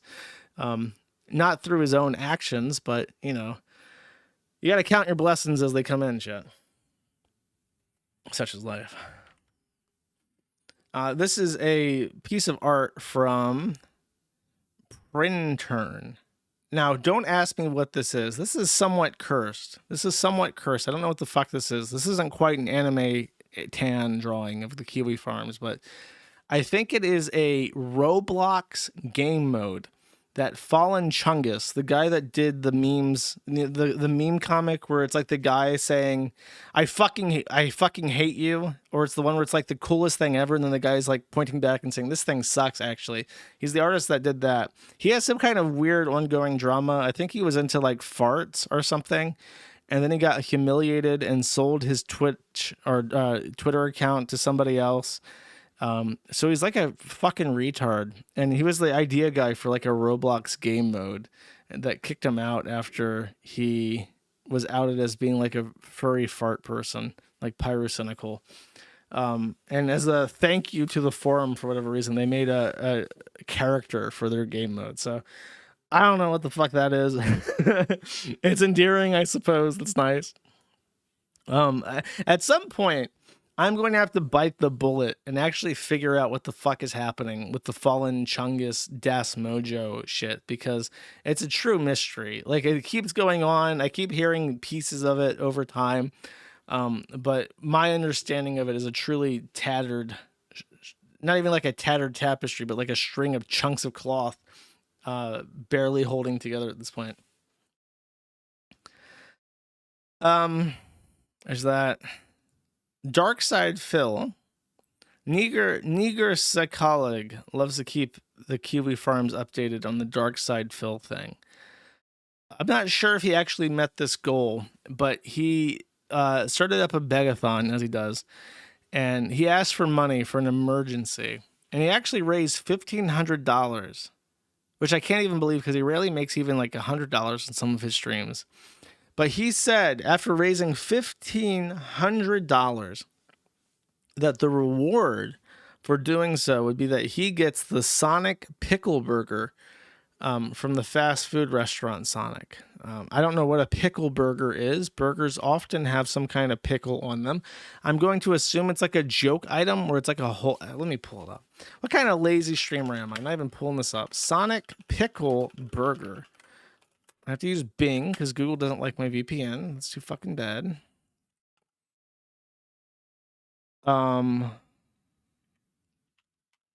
It looks like a regular burger with pickles on it. It's literally all pickles. That's not what I get when I look on... Is this like an actual menu item, or do you just ask for a pickle burger? Like, do you have to edit? I will show you this when I figure out what the fuck it is. The funniest part of the stupid Sonic Pickle Burger is all the delivery apps are using it for the banner art for the restaurant. It's not even an option to order. Oh, it is literally all pickles. Dude, if I search Sonic Pickle Burger on X, I get nothing but stuff about DSP.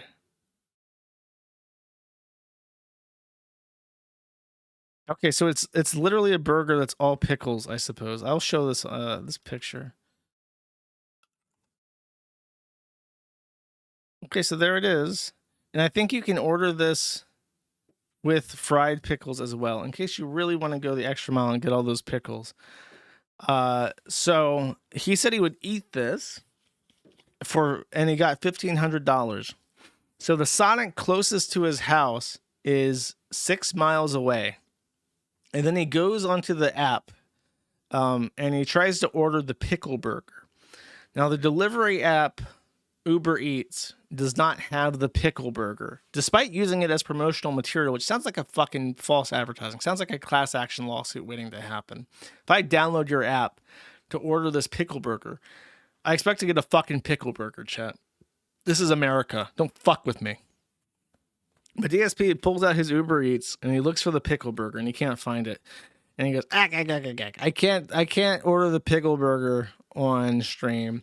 And if I were to go and get the pickle burger in real life, or to go outside and venture forth into the bright unknown of Washington State, it would take me an hour. It'd take me an hour to drive out of my gated community, go to the Sonic and order a pickle burger and get back home safely.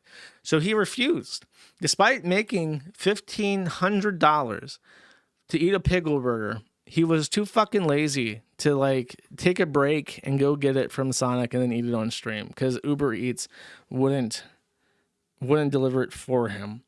And that's so lazy and disrespectful. I told my chat months ago that if I went to Maryland and I got me some Old Bay vodka and I was going to drink it on July 4th. And guess what? I did it. I literally, do you know how fucking far Maryland is? I drove through Georgia, South Carolina, North Carolina, Virginia, even the District of Columbia to get to Maryland so I could buy Old Bay vodka. And even then, they didn't have it in a bunch of stores. And they said it was like a gimmick that they only did for a limited run. So I had to hunt this fucker down. I literally went to an Old Bay store that sold, it sold like Old Bay underwear. And they said they couldn't sell liquor. So even at the Old Bay store, they did not have liquor. So I had to go and find a liquor store that still had this gimmick, and I found it. That's the effort. I drove 12 fucking hours to get this beverage, chat. That's what I did for you, my audience, my lovely audience that pays me money to go and eat cheese, fine cheese. By the way, I did a cheese review on Locals. If you want to go to Matt the Internet at locals.com. I gave up. I couldn't find a cheese store to my liking in the near, so I bought cheese on the internet. And you know what? It was real fucking good. I'm not even gonna lie. It was a cheese from Massachusetts, Marion, Massachusetts. And it was a goat cheese, and it was one of the finest cheeses I've ever had. So, if you want my cheese review, join the Locals chat. Anyways, my lovely audience pays me money for these extravagant expenditures. My tax write-off Old Bay vodka. Probably the only person in the entire world in the history of mankind has ever written off Old Bay vodka as a tax write-off. And it is. It is an expense. It is a business expense. I use it to support my business endeavors. And a cheese box as a business. No, I'm probably the only person that ever wrote off cheese. At least like a personal box. You know what? That's a lie. I bet you lots of people write off cheese as a business expense. Especially people that make shit with cheese for a business, because I think they're called restaurants, chat, and I think it's a business expense to buy cheese for a restaurant. Anyways, what are we talking about? Oh yeah, Dark Side Phil, $1,500. Enough money, honestly, to drive out of fucking state to get a pickle burger.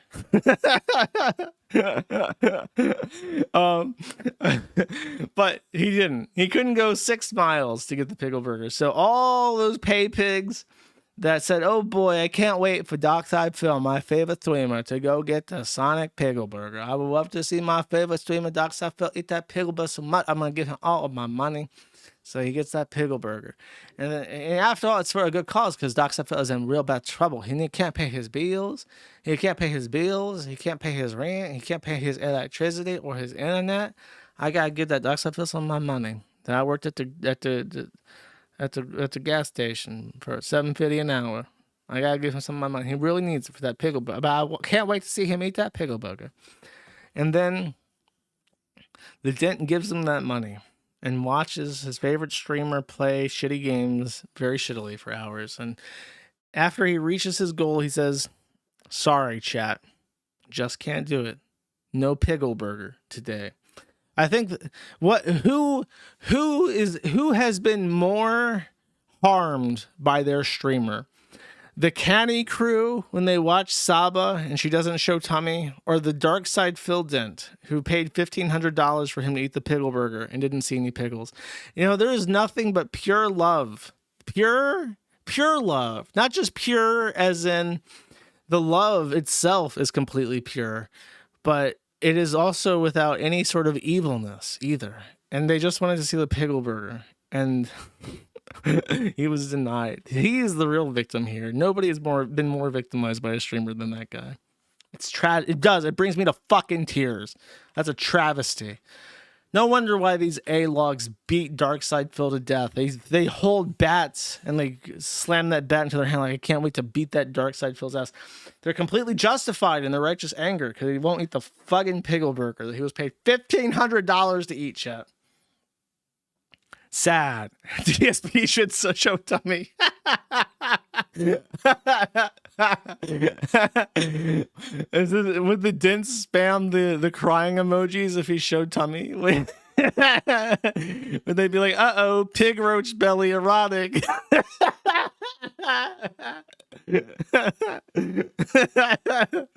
What a dark and twisted world we live in.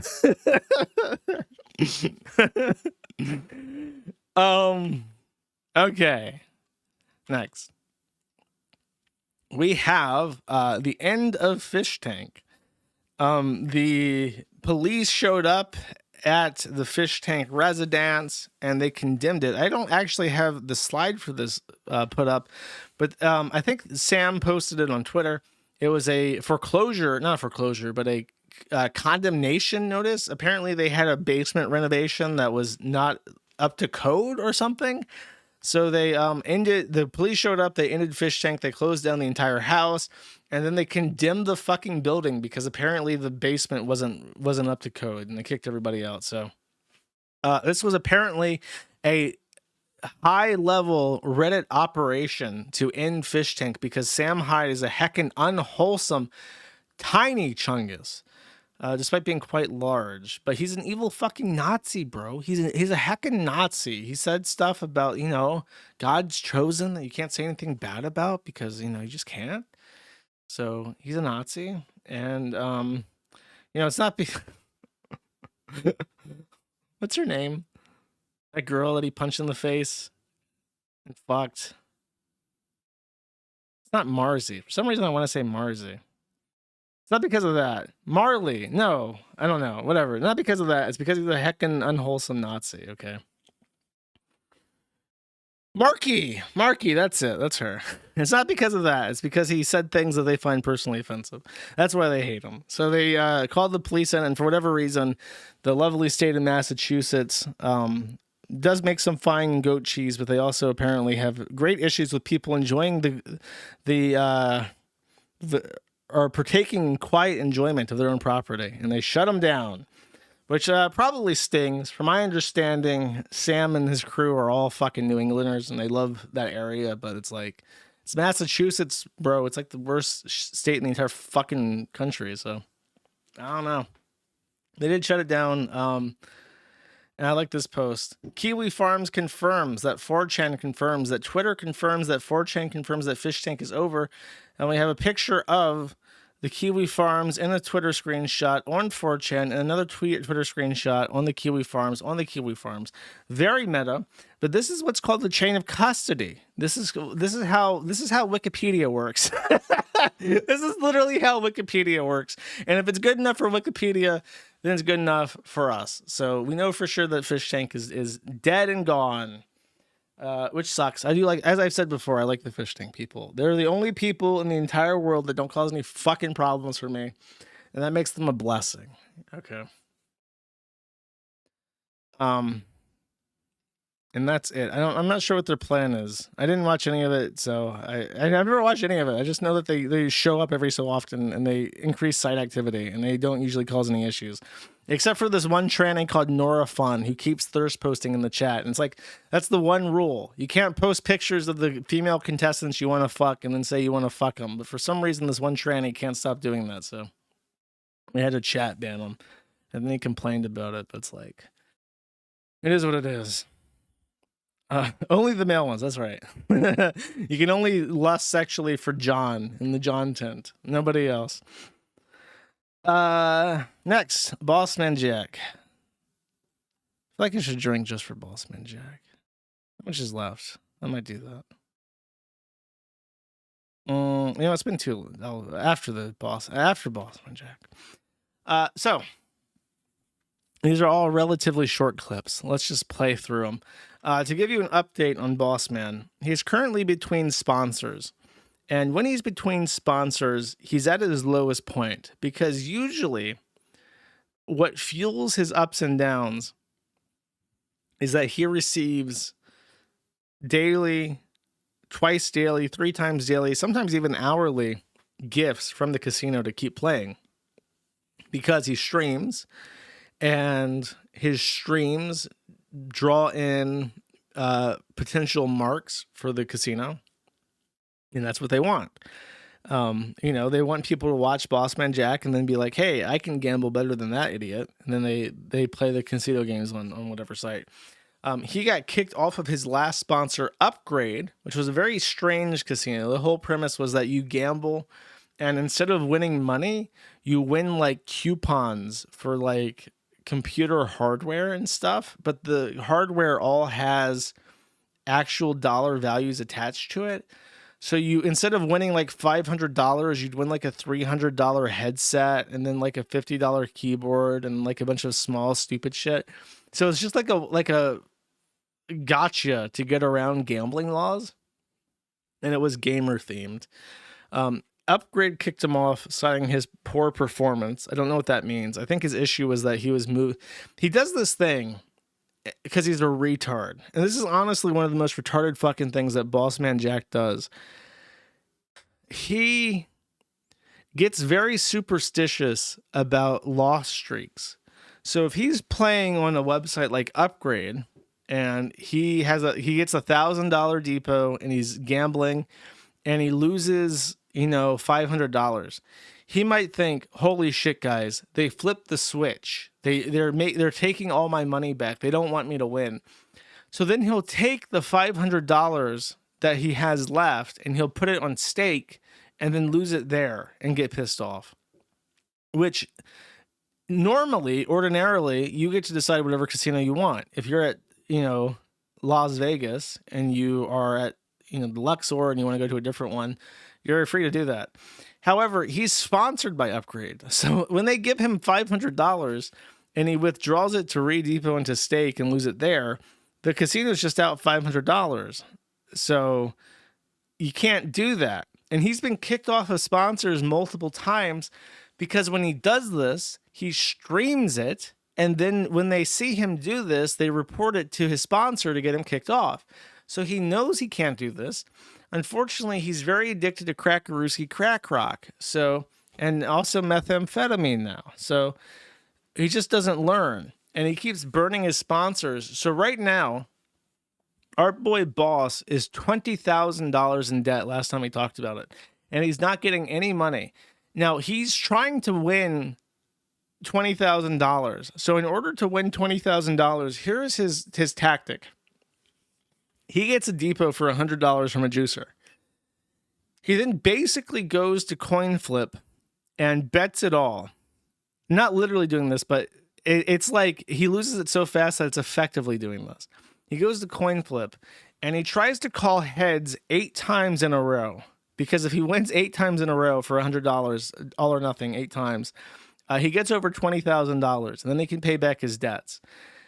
This is like a 1 in 256 chance of happening. So he sits there and he begs for money and then he gets it and it's small dollar donations.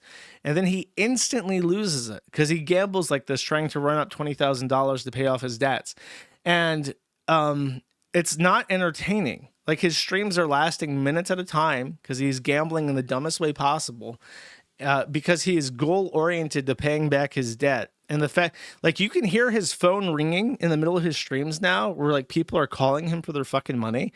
And he's like, bro, you don't understand, bro. I need a juicer, bro. I need it right now. I hate my fucking life. So he's, like, cracked out, 20,000 in debt, no spot. This is honestly the fucking bottom. This is, like, the worst he's ever been. So it's really sad to see. He's going to fuck up his probation for sure. He's just in a really bad spot. So let's take some clips here, chat. Oh, this is about the girl, by the way. Oh my god, bro, let's fucking go, dude. He had a girlfriend. So keep in mind for these clips, he has a girl coming over to his house to pick him up, to take him to an Airbnb so that he can damn that pussy nice. Okay. While she is outside his house, he is gambling. He's like so glued to the gamba, he can't get out of his chair to go have sex. So I just want to set the stage for what's happening as I play these clips. $950. Let's fucking go, bro. Let's fucking go. Can this fucking work, bro? Holy shit, dude. He's angry his headset doesn't work. He smashes them on his table constantly. I got a girl coming over, guys. We're getting an Airbnb tonight. Hell yeah. Can I get a hell yeah in the chat? Where my fellas at? Hell yeah, dude. Can we get a hell yeah in the chat if you fellas enjoy sexual intercourse? Level up real quick. You know what I'm saying? Fuck yeah. Hold on, you gotta sneak a quick $400 hint in there. Oh, fuck you, bro. No way. Let's go. You can hear the text messages come in. Fix this. No! Oh my god, I fucking feel sick. Oh my god, bro. Oh my god, bro. Hit this, please. Oh my god, bro. Oh my god, bro. If you're, I haven't gotten to the main segment of the stream yet. I saved that for the end. If you're kind of zoning out, it'll only be a couple minutes, but just keep in mind that he's baiting. And I think he'll get to this for these clips. He's baiting harder than he's ever done. I want your opinions on his baiting, by the way, in chat. I want your real I fucking want to die, takes. bro. I actually want to fucking kill myself, bro. Oh my god, bro. I fucking hate my life, bro. Oh my god, dude. Fuck my life, dude. Fucking somebody kill me, bro. I'm gonna fucking do it one of these days anyways, bro. Fuck my life, bro. Fucking garbage ass fucking games, bro. I fucking hate my life, dude. I want to fucking kill myself, bro. As I said last stream, he's been doing this. I think he was been doing this last stream, but he's doing it really bad. And a lot of people are in chat are like, he's just baiting. He's trying to get money. This is what he does to manipulate his mother and father. I'm sure that's all true. However, statistically speaking, gambling addicts are the most likely of any kind of addict to commit suicide. I don't know why that is. It just is. There's something psychological about how you can never get ahead because everything that you earn, you immediately plug it back into gamba and lose instantly every time. You don't even get the benefit of like a drug high like you would from heroin. So I don't know what's up with that shit. It does concern me, but there's nothing to be done about it. You know, I can't pry him away from the fucking stake.us. God, fuck you! Fucking kill myself, bro. Oh my God, I'm gonna fucking do it, bro. I cannot believe I just did that to myself, bro. I'm gonna fucking kill myself, bro. I swear to God, bro. Yo, I'm gonna fucking do it, bro. I fucking hate my life right now, dude. Oh my God, I wanna fucking kill myself, bro. Dude, he's always so fresh when he comes out of jail. It honestly does help him to be completely clean for a while. Fuck my life. I'm gonna die, bro. I'm gonna fucking do it, bro. I'm gonna fucking kill myself, bro. It's so weird to hear him just say that too, because he kept getting bonked on Kick for saying he was going to KMS. And as I said last time, that's like the one thing you can't do on either Twitch or Kick. But so it's weird in these recorded Discord streams that he's just outright saying, "I'm going to fucking blow my brains out." Bro, my bad for getting mad at him, sir. Dude, no one's laughing at that. You have a small dick if you watch Friggle Time, bro. You do not give a giant. You do not get vagina. Oh, this is what pisses people off the most, by the way, is this kind of shit. This is him having a fight with his dad. That shit he does with his hair, by the way, he like flicks his tongue out and like rubs his head. He's so back on drugs. He's totally gonna go back to fucking jail. And I don't know. They keep giving him chances and shit, but like at some point they're gonna be like, bro, you violated your probation like 8 fucking times in a row. You're pissing hot for all sorts of shit now. Like they're gonna fucking hang him at some point. Oh, let's go, guys. Oh my God, dude, I fucking hate my life, bro. Bro, it's fucking her, bro. The fucking girl, bro. Okay, just to give you again. He's asking why there's a woman parked in the front because they get swatted and like random weirdos come to his house. So the sanctity of his home is routinely violated by the police and by random internet strangers. And he's like, why is there a woman in the front parking lot? And he's like, bro, it's the box I'm going to smash. God, you're such a fucking idiot. But he's gambling. Bro, get out of my fucking room. Get out of my fucking room. Get the fuck out of here, bro. Fuck you, bro. I'm gonna fucking kill myself, bro. I'm gonna fucking kill myself, bro. I'm gonna kill myself, bro. It's terrible. It's actually fucked up. I don't appreciate that. It should not be treating Rat Dad like that, bro. Motherfucker takes care of him and shit. This motherfucker baiting and shit, motherfucker. So this is apparently him on meth. Let's take a look. Feelings for fucking horror, guys. Just don't do that. That's the. This is a couple days later. So this is on Tuesday. She came over on Monday, and I don't know. He's so paranoid that it's hard to tell if anything happened at all, or he's just freaking out on her. But I think he says that she cheated, but it's like it's impossible to know what the fuck is happening. One suggestion I'll give you guys: don't just fuck them and fucking send them on their way, bro. Send them on their fucking way, bro. Dumbass bitches, bro. Women are fucking sluts, bro. Not all women. No, I shouldn't say that. But some of them definitely are, bro. Fucking retards, bro. I hope they're fucking happy now, bro. Is this what they fucking wanted, bro? Go fucking fuck yourself, bro. Fucking bitch. Dumb bitch. Misogynisms. He says, I can't tell you guys for sure, damn sure, I will never trust another bitch I meet through my stream ever fucking again. That's a fucking fact. It's the same shit every fucking time. I don't fucking understand it, bro. If you can read this, you're a nasty, evil whore, dumbass bitch. Paralyzed Cup says, Boss, you might need to get a lawyer to sue that bitch. Look up a guy named Matthew Harden. He's the best lawyer in Virginia I know.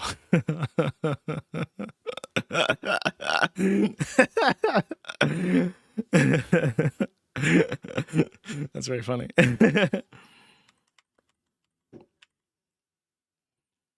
Okay, this is some violence, I think. Let's check it out. Oh my fuck. I'm gonna fucking do it, bro. Dude. Oh my fucking God, bro. Bro, I fucking lost it all. I lost every fucking one of them again. Bro. My life, bro. Fuck my life, bro. Fucking hate these motherfuckers, bro. Fuck my life, dude. I'm doing it, bro. Okay. By the way, I have received a fan contribution. I can swap out the hamster. Okay. I don't mean to disrespect the hamster, but I have a second hamster for this. This is fan art from the Lawgiver again. I like this quite a bit. Hell yeah. There we go, chat. That's some quality content, some quality fan art. It's funny. Okay, one more boss and then that's it. 40 seconds. Oh my God, dude. Holy fuck, bro. Oh my fucking God. That did not just fucking happen, bro. That did not just fucking happen to me, bro. Oh my God, bro. Check out that rubbing, man. Oh my God. If you're only listening, he's like rubbing his head. Oh my God. Vigorously. Oh my God. Oh my God. Oh my God, bro. Oh my God, bro. Oh my God, bro. Oh my fucking God, bro. Oh my fucking God, bro. Oh my fucking God, bro. Oh my fucking God, bro. Oh my fucking God, bro. Oh my fucking God, bro. Oh my fucking God, bro. Oh my fucking God, bro. Oh my fucking God, bro. Oh my fucking God, bro. Oh my fucking God, bro. Oh my fucking God, bro. Holy shit, bro. Oh my fucking God, bro. Oh my fucking God, bro. Holy fucking shit, bro. Holy shit. You want to talk about suicidal, bro? Holy fuck, dude. Kill myself, bro. Please. I wish you would stop saying that. Not funny, boss man.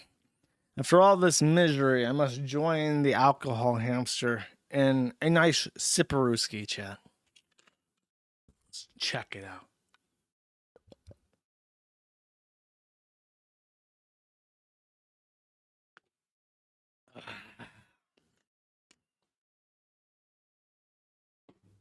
That's fucking strong. That is strong, man. Whew. I think I did a little soliloquy about seafood. So here I am. This is not a true story. This is just a thought. Here I am in the kitchen, and I have acquired a can of Old Bay. And I popped open the fat side that has the big hole, and I just dumped that shit right in my fucking mouth.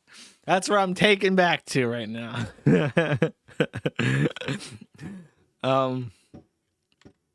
Pretty strong. I don't know if you guys can hear the fireworks, but it's really setting the mood. I hope you can.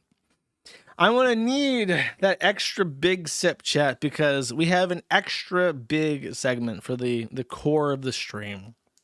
Thank you guys for hanging out with me, by the way. I'm aware, I think both Kino Casino and Medicare are live right now, so I'm very pleased by the turnout. I thought that it would be a small audience today, but the true and honest cheeseheads, I don't know what the fuck to call you guys. Do I have a name? I call it the fan zone. Someone said that fan zone was a bad name for it.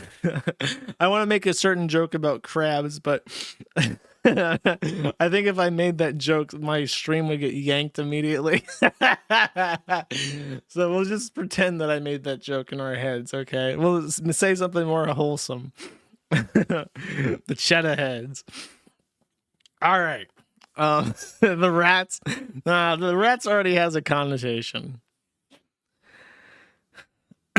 I need you guys to put cheese emojis in your Twitter username so everybody knows that you're a cheddar head. So they know your VTuber affiliation.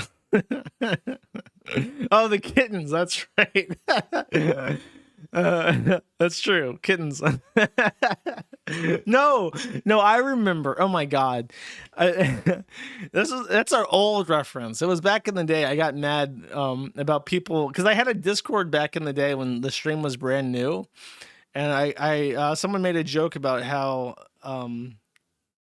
because the Discord grooming stuff was just becoming like a popular joke. I was like, if I ever start calling you guys my Discord kittens, you have to shoot me. And then of course everybody started responding, calling themselves Discord kittens and stuff. But I've never endorsed that, to be clear. I prefer the cheddar heads, I suppose, if I have to pick. Kittens are simply too cute. Okay. I feel like it's too cute. An adult male should not be calling his audience kittens, even as a joke. It's poor taste, is what it is. All right, let's start off this segment with a correction. As always, I fucked up something on my last stream, and as such, I need to correct myself to maintain my journalistic integrity. And my journalistic integrity this time was compromised because I made the mistake of saying that the pointed thing on the counter of Jason Thor Hal, aka Pirate Software, aka the Darth Moldavius Figtree, aka Malding Faggotry, had a pointed animal cock dildo on his counter because, as far as I'm concerned, the only thing that would make sense in this man's bathroom counter that looks like this is an animal cock dildo. That is not what this is. It is an IKEA terracotta garden gnome. For whatever reason, these things are iconic. I have been to IKEAs in multiple countries. I have never seen a terracotta gnome before. I assume that maybe they only sell them in Sweden, and it's a local Swedish interest. But apparently that's what that is. However, even though I do agree that this is the IKEA terracotta gnome, I disagree that this is not a dildo. Because, chat, I invite you to look quite deeply into this. And you can see that a couple inches down past the tip of the gnome hood, in air quotes, for whatever reason, the clay pottery that makes up the terracotta gnome is darker. For whatever reason, it's darker a couple inches past the tip all the way down to the base. Now, what could possibly have caused this miscoloration of a terracotta IKEA garden gnome localized entirely in Malding Faggotry's bathroom? I will leave it up to your imagination, chat. There's a hamster in the room and I don't want to scare him. So, that is my correction. But let's get into the schmeat of what's happened. So, on the last episode, it had been, I think, only a couple days, or even the same day, that a guy called Accursed Farms, aka Ross Scott, had posted a video lamenting the failure, the doomed project that he had undertaken to try and get some common sense gamer regulation passed in the European Union by engaging in the democratic process. In particular, although he was not a European himself, he had found some Europeans willing to submit to the European Union a petition. And the European Union has a very interesting process by which, if 1 million votes acquired and distributed across enough countries are collected in support of a petition, the petition becomes legally binding for the European Committee or the Commission. And they have to start undertaking negotiations with the industry to try and enact those reforms in a way that both meets the requests of the petition and then also the demands and needs of the industry. And as always, these democratic negotiations leave both sides deeply unhappy, but that is the process. And we as a democratic country, as technically a democratic republic, but we as a democratic country, we call ourselves a democratic country. We as a democratic country, we understand that democracy, as Winston Churchill once said, democracy is the worst form of government after all other governments which have been tried. So our boy Ross Scott decided that he would try and get this petition off the ground to try and get some regulation in the EU, because knowing that they would be passed in the EU would positively impact gamers all across the world, including here in the United States of America. However, despite collecting nearly 500,000 signatures across the European Union, our boy, our hero, the Jedi himself, Ross Scott of Accursed Farms, encountered something he did not suspect. Because when you enter the political fray, you may think you have perfectly good intentions that nobody could ever possibly shake a twig at. What he did not know is that Darth Moldavius Figtree was waiting and lurking to spring a trap on him that he could not have seen coming. And Moldavius did indeed slander his petition. All Ross Scott wanted for his Stop Killing Games petition was to have the European Union pass a regulation that says if you want to sell a game in the EU, the sales agreement for that game, if and only if it contains online services must explain their intentions for what to do after they sunset a service. Because it doesn't matter how big a game is, eventually there will come a day where that game has to shut down if it is always online. There is no company on the earth that will remain on this earth forever. So therefore, with 100% assurance, you know that every live service game that currently exists will one day be permanently closed. And if there is no generosity on behalf of the multi-billion-dollar corporations that publish these live service games, then that game simply ceases to exist. And there are many games out there that were live services that people paid a full price of a video game for, that they can never ever play again because the server is gone and there is no server binary for them to self-host and no way for them to play LAN. So that's all he wanted. Was I think not even necessarily a mandate that they publish the server code, but the sales agreement, just as a starting point, must say something about what they intend to do after the game sunsets, which could just be nothing at all, but it has to be there in the agreement. So that's sort of like how it works. He tried to explain this, that it's a negotiation. You're going to have people who are consumer advocates who want their maximalist position, which would be that you have to distribute the code of the server even so that people can run it on their own computers. And then you would have the industry position, which is that we shouldn't be forced to give out intellectual property. And then the European Union, through rounds of negotiation over a very long time, comes to a middle ground, as I said, that makes nobody happy. So it's sort of this lengthy, boring process that's hard to understand, which is why when Jason Hall, who made no attempt to understand what the fuck was even being asked, went out, he basically just lied and smeared this campaign and said that it would end live service game development in the European Union, and it would stop game developers from making games that people love. Because you have games like Dota, you have games like World of Warcraft, games like RuneScape, that are all live service games that millions and millions of people enjoy. And Moldavia's Figtree told them that if this European Union petition passed, those games would be shuttered in the European Union, which was false. And this led to rampant speculation about why exactly Moldavia's Figtree was saying these things about this petition when he should be smart enough to understand that that is not true. The most common belief was that because he's literally a second generation Blizzard employee. His father was one of the first 10 people to work at Blizzard, and he worked in quality assurance. Now he contends, and he says over and over again, that to even imply that he only got his job at Blizzard because of nepotism undermines his great accomplishment. So you'll be instantly banned if you even dare suggest that nepotism played any role, even a small minor one, because he is such his own person, and his dad being one of the first 10 employees of Blizzard had nothing to do with it whatsoever.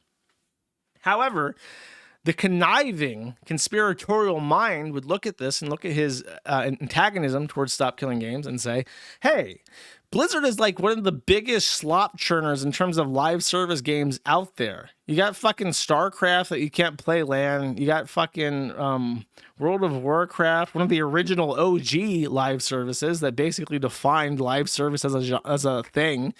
You got Diablo 3 that was always online. You have Diablo 4 that's always online. You have Diablo Immortal. It's a shitty phone game that's always online. And it's like, they're the king of slop. You got Overwatch, that's always online. You got Hearthstone, that's always online. All these games that you can only play when you have access to a server. And you just so happen to be a second generation employee of this company, or were at some point in time. And your father is one of the founding members. And as far as I know, he might actually have some economic interest in the company still, even though he's no longer working for them. Isn't that a bit strange?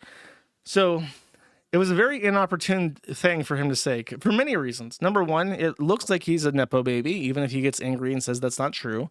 Number two, the things he said were demonstrably, provably false, so it made him look like an asshole.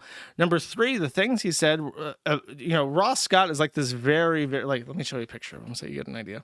He's just this very, like weird guy. He's very, nice sounding.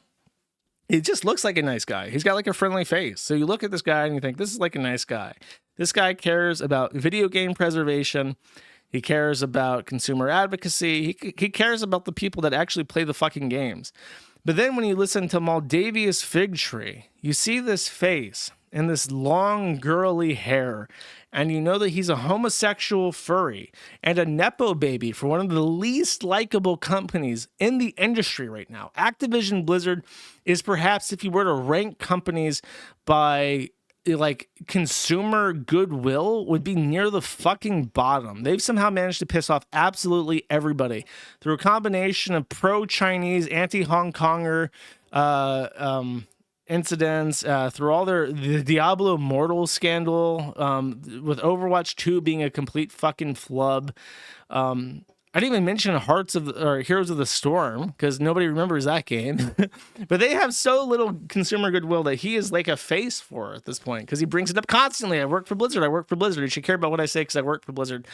And then on top of all that, he talks in the most aggravating way possible.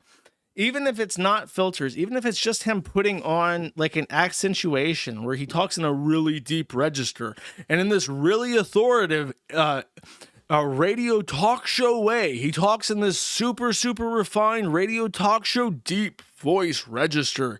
And it's just like someone listens to him and you listen to the authenticity of this guy and you just think like, wow, you suck. You're a fucking loser. You're a fucking loser. You suck. You suck, terracotta gnome hat. You fucking loser. So Ross, after like months and months and months of trying to ignore the drama, not get into the shit with his fucking Moldavia's Figtree fucking loser, at the end of it, he says like, look, there's a month left to this campaign. It's not even halfway there yet. It took us however many months to get to where we're at now. The odds of us getting 1 million from here are basically none. And I just kind of want to lament this. I want to say I spent my time. I spent my money. I poured my hopes, my dreams, my income, my free time into this thing because I wanted to make things better for people. And it's so frustrating to sit here as the parent of this project and see somebody who has no investment whatsoever in bringing me down sit here and lie about me to tens of thousands of people that actually value his opinion. And when he said that, it clicked. He had tried his best to avoid being a terrible drama monger because God knows the internet has enough of the likes of me. Terrible, muckraking drama whores. He doesn't need any more me's around. But when he did this, he unwittingly, inadvertently, against his own will perhaps, played the drama card and rolled a fucking 20. A critical success, just by accident, just by attempting to muckrake just a little bit. He rolled a natural 20. And the outcome of that was everybody realizing that this guy fucking sucks. And he's such an asshole. And it doesn't even matter what I'm American. All these people supporting him are fucking Americans. And they said to their European listeners, their European viewers, their European fans, they said, look at this photograph. Every time I do it makes me cry because he's such a dickhead. Now, you don't want this guy to be happy, do you? You got to go sign this petition. And they did. By the tens of thousands, they signed the petition. This was after only a day. It had received almost 100, I think it was like 40,000 a day, leading up to a big push. And this, by the way, to show you not only is this guy just like a normie who likes old video games, I want you to listen to the fucking grace and magnanimity of his response to a question. Would you be willing to talk or stream with Joshua Moon Null of U.S. Internet Preservation Society, Kiwi Farms fame sometime? To be absolutely clear, if he had asked me to talk to me, I would tell him, no. Are you retarded? Don't fucking talk to me when this is picking up momentum. You're going to shoot yourself in the fucking foot. Let me rant and rave on my podcast. Let me shill your stupid fucking petition on my site, but don't ever acknowledge me. For the love of God, what's wrong with you? So that would be my response if he had asked me. But here's how he handles the question. Let's see. He's saying discussion about copyright, censorship, and preservation. I know he's currently promoting Stop Killing Games quite heavily on the forum. Well, okay, first of all, great, and thanks for that. However, this is, I'll just lay out all my thoughts on this. I don't know a lot about Kiwi Farms, but but me, who doesn't follow this stuff, has heard that it can be associated with stuff like doxing or cyberbullying or stuff like that. And even sometimes with stuff like this, sometimes even both sides can be true, that there are bad actors saying that and there's stuff like that going on or something. And the way I look at it is, my goal here, I'm trying to get numbers to pass the campaign. I don't know much about them, but I know that, like, oh, this one might be kind of a problem. See, me personally, I don't think it's a crime to talk to anyone. I'm in favor of all that. Problem is, a whole lot of people act like it is. And if those numbers of people are gonna just abandon all support for the campaign, if I talk to one person and that outweighs the number of people we pick up, well then strategically it's a poor move to talk to that person, even though I'm not trying to shun discussion with anybody pretty much. Someone said that's fence sitting in the chat. It's not. It's actually an extremely smart thing to say. He could say, like, look, I'm willing to talk to anybody, but I have to understand my position here and my advocacy and my goals, and I'm not going to let anything compromise my goals, even if it means that I have to restrain myself at some degrees. It's such a perfect response to that. It's actually really incredible. And he has sort of this thing where you look at him and you listen to how he talks, and he's kind of underwhelming. And then when you actually hear him talk about things, you realize that he's a lot smarter than you might give him credit for. And it's sort of like he subverts expectations by actually just being really, really fucking clever, even though he doesn't give himself enough credit. So I didn't even give him enough credit. I made fun of him a little bit in my first stream. I was like, look, he's kind of like dopey and stuff. But no, he's not. He's clever in chat. So it's so diplomatic. It's like a level 10 Riz. Okay, he's got his Riz attribute maxed out. A very uncommon skill these days, by the way. So he acknowledges the forum, thanks you for your support, and says thank you, but no thank you. I gotta fucking listen here. This guy, he's out to kill my petition, and I'm here to get you to sign my petition.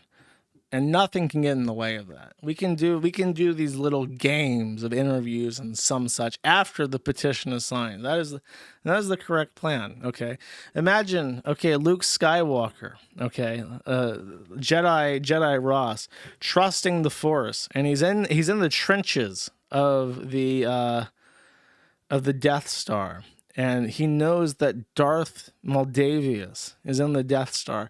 Is he going to have like a little phone call with Han Solo in the middle of this? Can't take no fucking phone call with Han Solo. What did Luke do? He turned off his fucking computer. He turned off the fucking radio. He's like I got to focus on landing this shot. This one in a million, okay? You can't just have a little bit of a fucking phone call in the trenches, okay? That's how it is. That's how it's got to be sometimes. I know that people on the internet communicate entirely through Star Wars analogies, so I figured that would be the most appropriate avenue to express my opinion on this. Next. So his petition took off, hits 1 million. It actually succeeded. I'm skipping over all the fun stuff really, where it goes from like 50,000 a day, and then June 2nd hits. And by the way, this is completely grassroots. This is just people on YouTube advertising this. But none of the big media outlets are talking about this petition. The closest thing to a big media outlet talking about the Stop Killing Games initiative is the Times of India. And to be quite frank with you, there are some really funny articles that get posted on the Times of India. They seem to be like a Wild West in journalism. Sometimes you see a Times of India article and you're like, that's awesome, actually. I don't know what those Jeets are up to. Anyways, July 2nd was their big coordinated push. They're going to spam the hashtag. They're going to publish videos. Nobody nowhere would not be able to hear in the European Union of the Stop Killing Games petition. And it worked. PewDiePie got in on it. Mutahar got in on it. Lots of big names that have tons and tons of followers got in on it. Ross managed to avoid any bad associations with any bad actors out there. Through his diplomacy, got a conversation with Louis. I like to call him Louis because I think Louis is a nice name, but it's Louis Rossman. to talk, because Louis Rossman's big into right to repair, and Louis had been kind of a jerk to him. He was pretty like rough with him. So like, look, bro, he was basically like Uncle Ben telling Spider-Man that with great power comes great responsibility. He tried to give him that kind of a speech, but like in an asshole kind of way. So he got to talk to Louis Rossman, very endearing, and he got his 1 million signatures. But make no mistake, Moldavius can still win. I'll get into it in a second. There's also like a renaissance of art. So there's all sorts of fun little drawings and memes that are made on the forum that I've seen spread far and wide. I featured on the Kiwi Farms a video of, oh God, hold up. Let me find this real quick. I know exactly where to look.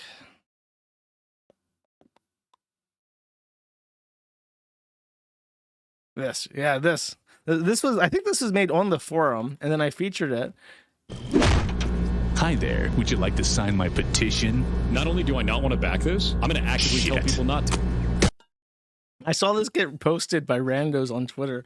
So there was like a complete renaissance of art and creativity all around this dichotomy of the evil Moldavius versus the blessed Ross, which was very funny to me because I think as soon as I saw his video, I'm just like, bro, you got to just make this guy look like a fucking villain.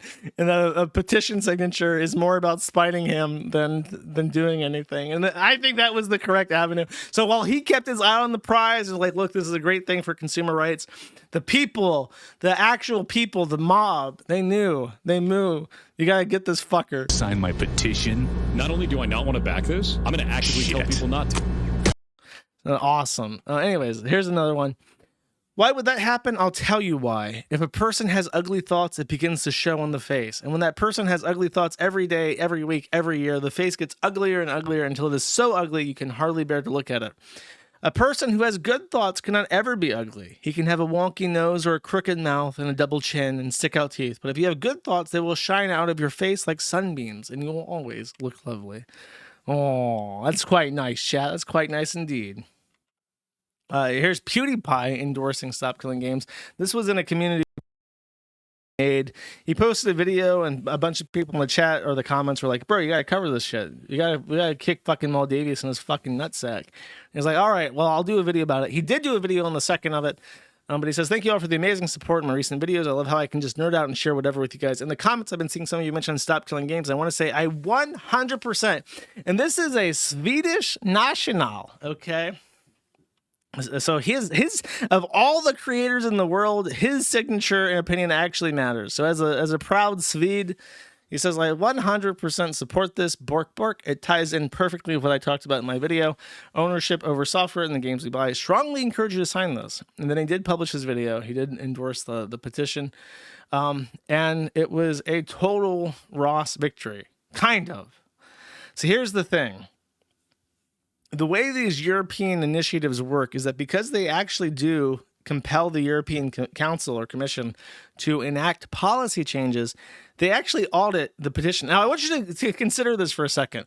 In the European Union, when you sign a petition, you have to supply your government ID, and then they will literally send the petition signatures. Like if there's a bunch, like 100,000 signatures from Finland, they send the list of signatures and their ID to Finland and say, tell us which ones are fake. And then Finland says these, 20% of signatures are fake. That is how the European Union validates a petition. In the United States of America, we can't even pretend to check ID because that's somehow racist. I just want to draw a comparison between a sane world where you can actually validate the results of democratic processes and an insane world where there's absolutely no checks and balances because we just assume that black people are too fucking stupid to go get an ID at the DMV. That's what's happening right now. So, as I was indicating, they are going to thoroughly evaluate the results of this petition.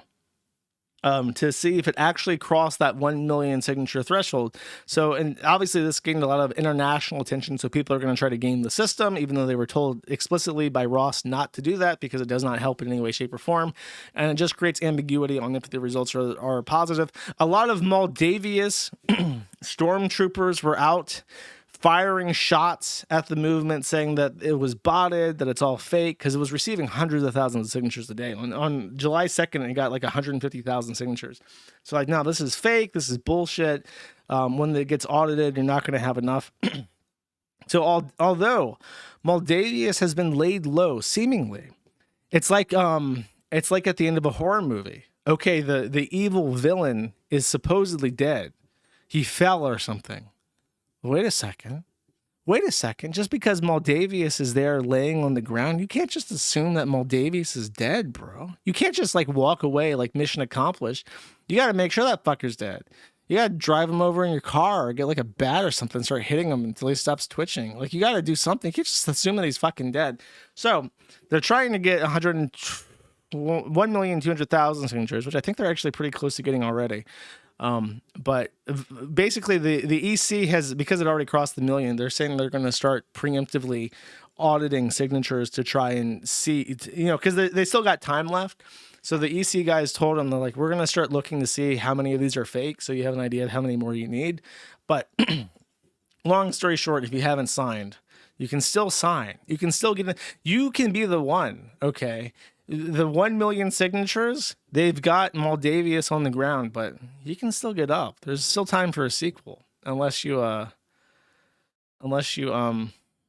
make sure that the deed is done. You don't want no cliffhanger. You don't want no post-credit sequence where Moldavius retches his hand out from the ground. Okay, you got to make sure this shit's over. Yeah, you'll sign it. Yeah, motherfucker. Real Troy Durant. That's right. You got to sign the petition. Hi there. Would you like to sign my petition? Not only do I not want to back this, I'm going to actively tell people not to. Anyways, so I got the 1 million signatures. And by the way, I literally just stole this guy's meme and posted it on Twitter with the message. I'm so proud. This fucking stolen ass meme from the forum got 4.3 million views and 105,000 likes. So just do the math here real quick. I'm pulling my calculator. 4.3 even. 4.3 million. Okay, 1, 2, 3. Divided by 107,000. So every 40 views, every 40 people who saw this message saw his face crying. They just saw this guy's face crying. They don't know what the fuck is going on. They don't know what a stop killing games is. They don't know what a million means. They just see this guy crying and they're like, yeah, that's a winner. That's a winner. That's all it takes for 1 out of 40 people to be like, yeah, fuck that. Fuck that guy. That's all it took. I don't need no context here. I'm just liking this one. By the way, just as a little experiment, because when I bought the gold badge for the USIPS.org Twitter account, it gave me a bunch of ad credits.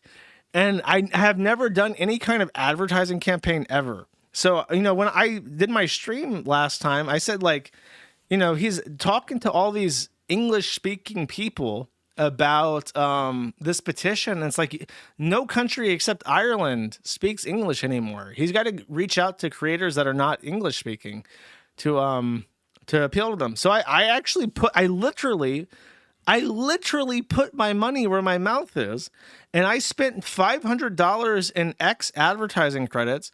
I posted a tweet in Polish, and it just says, like, Fortnite, EA, FIFA, Diablo 4, these games can disappear in a second. Sign this petition. That's basically what it says. And then it's a link.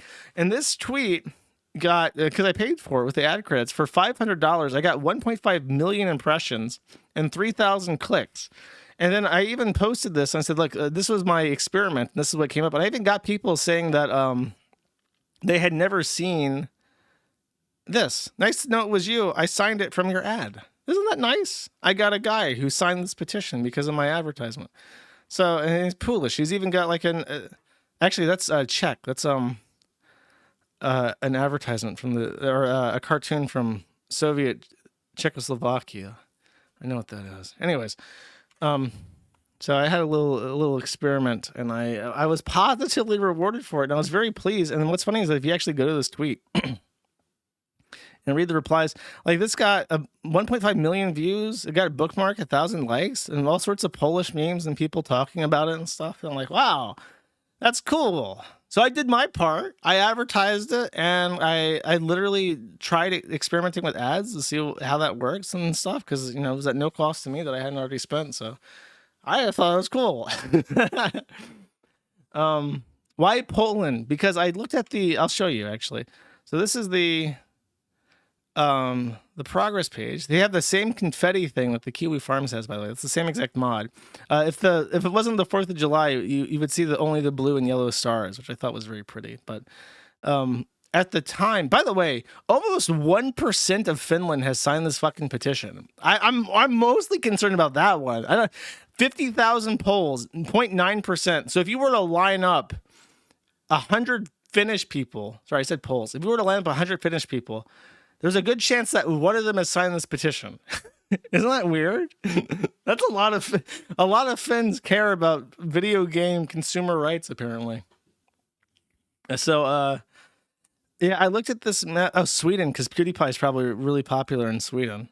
But at the time, Germany was the highest per capita, and then Poland was like way behind all the rest. It was like fighting like France. I'm like, that's stupid. There are all sorts of fucking games that Polish people love. They all play that fucking Rocket League game. That's like a live service. They should want Rocket League to be a LAN game. So I said, you know what? The Poles are probably and the Poles are the people who are least likely to speak English. I know that a lot of them do speak English. I'm just saying that, like, as far as bilingualism goes, Poland's pretty low in the European Union. So it's like, I feel like Poland's the appropriate market. And I talked to somebody who said all the chuds in Poland use Twitter.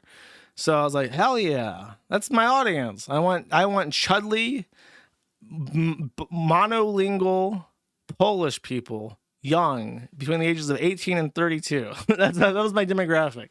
Apparently it works. Post it in Italian, maybe.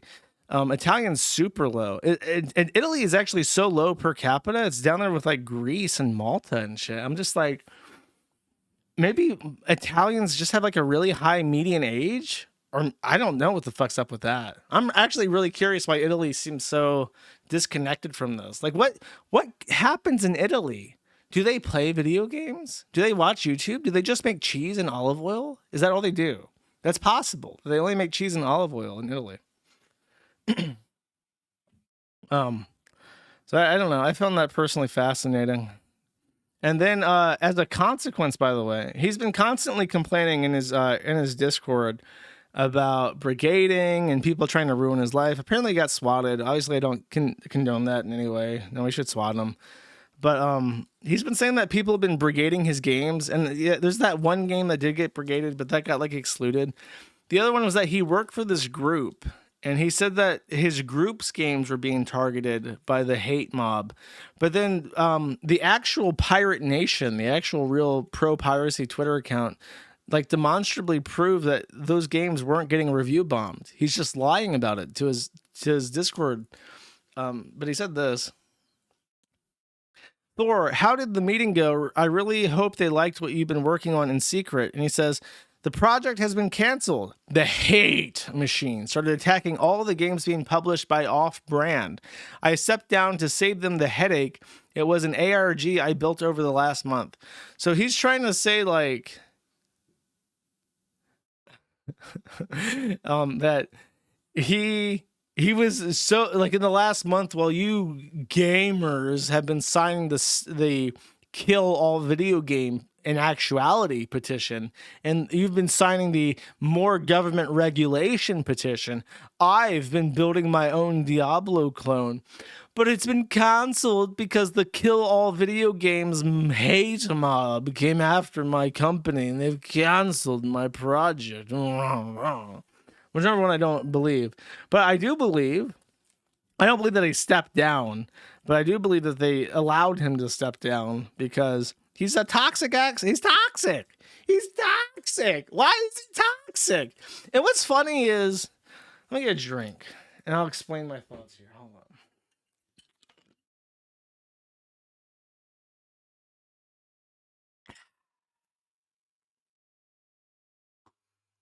he's had weeks, a full week at this point, to formulate a response to the hate mob.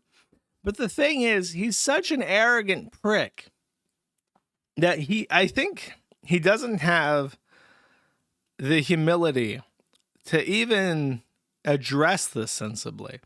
I feel like all he has to do is go out and say something to this effect. Like, look, I care about video game preservation. I was definitely very mean to Ross for no reason. You know, he can even post it and say, like, I was rude talking about Ross, but I was speaking to my audience performatively. I did not mean to offend him. I did not mean to try and hurt his campaign. I got some things wrong, but look, overall, I'm just concerned about the effects government regulation has on the video game industry. And I hope that whatever the outcome of this is, it positively benefits gamers. You can just a nice little tweet, a little bit wordy, apologies where they're owed, and say nothing at all. Really, just say nothing at all. Just say, oh, look, I didn't mean to be such a dick. I was just talking to my stream audience, but I hope this works out. I'm not anti-gamer, anti-consumer rights. Don't get me wrong, but he's too gay and retarded and furry and arrogant and smug and a nepo baby to bite the bullet and just deal with the fact that literally hundred. Imagine how bruised a narcissist ego must be to be so annoying that hundreds of thousands of people can't stand you just by how you talk. They don't even give a shit about what you do or what you say. They just think you sound like a fag and your shit's all retarded.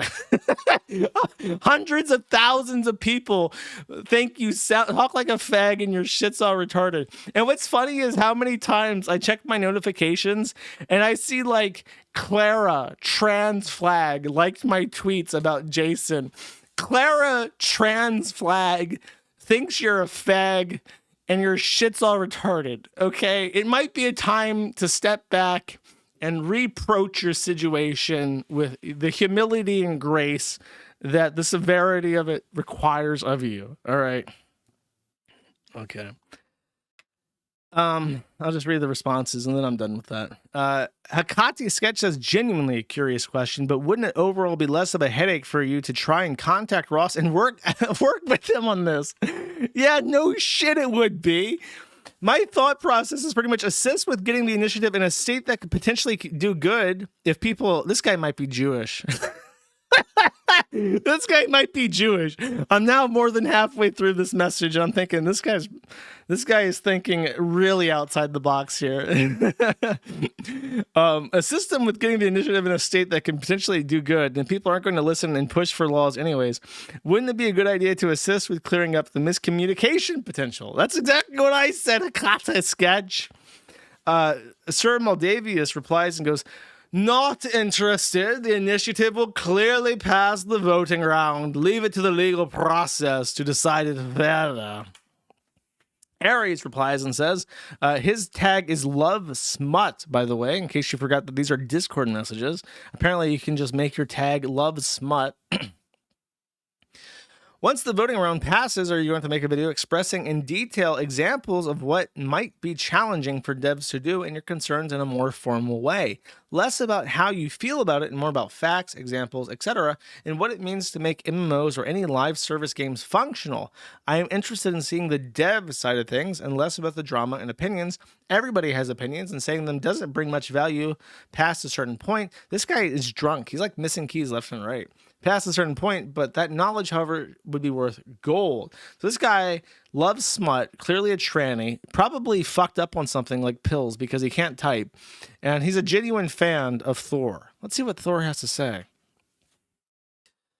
After it gets to that point, I will not be engaging. The amount of horrific attacks on me is more than enough to stay away.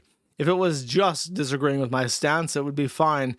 So far, we've had wellness checks called to my house. I've been swatted, and thousands of people are trying to cancel every aspect of my life. They've also tried to call me a pedophile, say that I sexually abuse our rescue ferrets. Tried to call the state to say we hoarded animals and other heinous shit.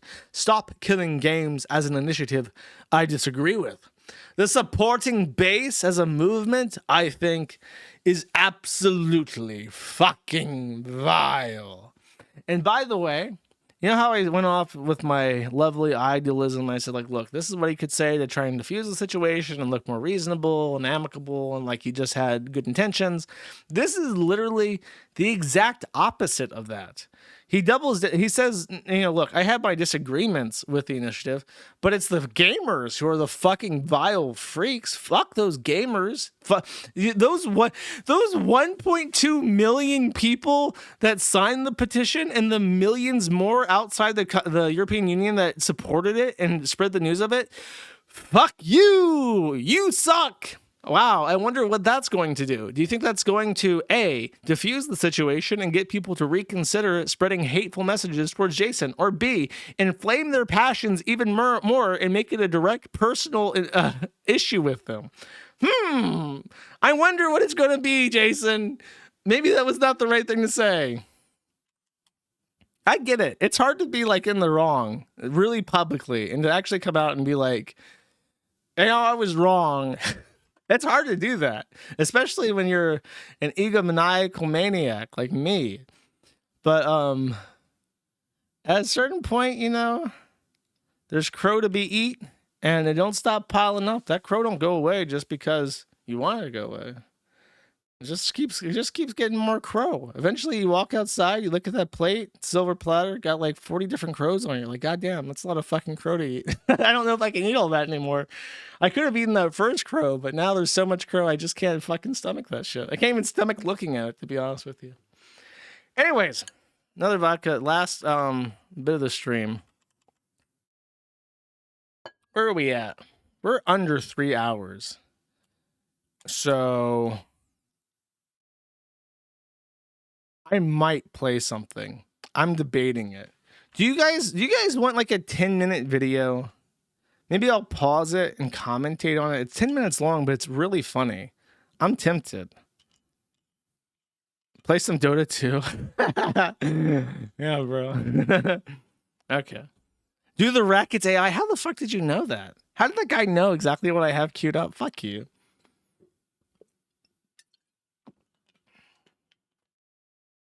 Okay. Down the hatch. Ricada segment. By the way, in case you are listening to this on the Alyssa Clips channel, I have been drinking Old Bay seasoned vodka for the last 2 hours and 37 minutes and 40 seconds. So if I sound especially retarded today, and you don't know what's wrong with me, that is why. Happy 4th of July, by the way. I'm not licking the bottle, chat. Cease and desist with your perversions. Okay, this is Dixieland Buckaroo, who did a little bit of a synopsis of what's happening with the Aaron and Nick Riquet situation. If you don't know, Aaron is Nick's ex-gay boyfriend. He is currently facing criminal charges for stalking and harassment of Kayla, I think. I don't know. It's not stalking harassment. He's got probation that he violated. We talked at length in a previous stream. Basically, he's in trouble for sharing a nude picture of Kayla and has complicated his situations because he agreed to a plea deal that he can't possibly actually keep. So here's our summary of the situation. Aaron requests Nick not be allowed within 1,000 feet of Aaron's home with no direct content and no online mentions. Good from June 26 unless changed by another court or vacated if he requests it within 20 days. It seems the judge agrees on the no contact and not within 1,000 feet, but not the mentions. So he's not permitted to talk about Kayla, but Nick Riquet can rail on him constantly. That's not fair, man. That's just not fair. It's like on the forum, even the Kiwi Farms. It's like if the guy that gets into the most arguments is Hollywood Hulk Hogan, because he's like a lib shit. He loves Joe Biden. He loves the Democrats. He thinks they're the best. He loves his Mexican friends. He loves taco stands. And he goes into a thread and he's like, God damn, I fucking love taco stands. And he gets like a guaranteed 100 replies from like Trump tards who are just like, fuck you and fuck taco stands. So eventually, sometimes I have to come in and like, look, Hollywood Hulk Hogan, please stop coming into threads and talking about taco stands. And you fucking retards, please stop tagging him into threads, because if you tag him into a thread, he will show up and talk about taco stands, and that will be the next 40 fucking pages of this thread. So that's what I have to do, okay, as an administrator. I feel like the judge should have a similar policy. If a guy and his gay boyfriend are having a little bit of a domestic, you know, because they did a little bit of a cum swapperino, and now they're both very upset with each other. I feel like the judge should step in and be like, hey, look, you know, this is fucking gay, and your shit's all retarded, and you gotta shut the fuck up. I'm sick of dealing with this, but apparently that's not how it works in Minnesota. Aaron claims Nick, and these were options to be checked or not. Only listed options were checked below.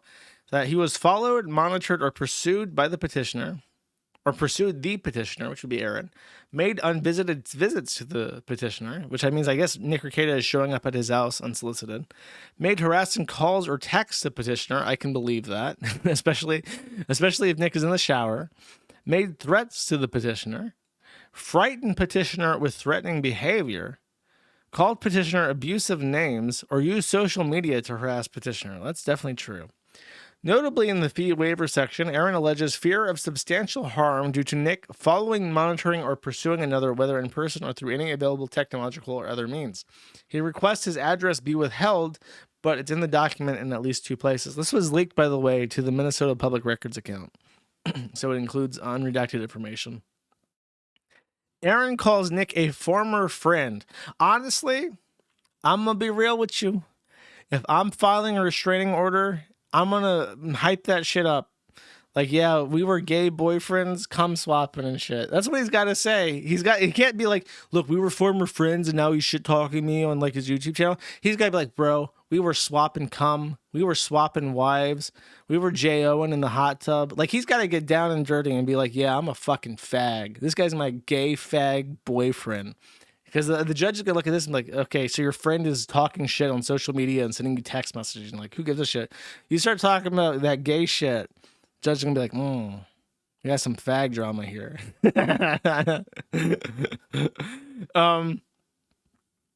The April 11th date from Nick does appear, and it does appear to be Aaron's handwriting. The end date for the using personal info without consent to invite, encourage, or solicit a third party to engage in a sexual act with the victim ends November 10th, 2024. That must be when Aaron finally secured his Google account, ?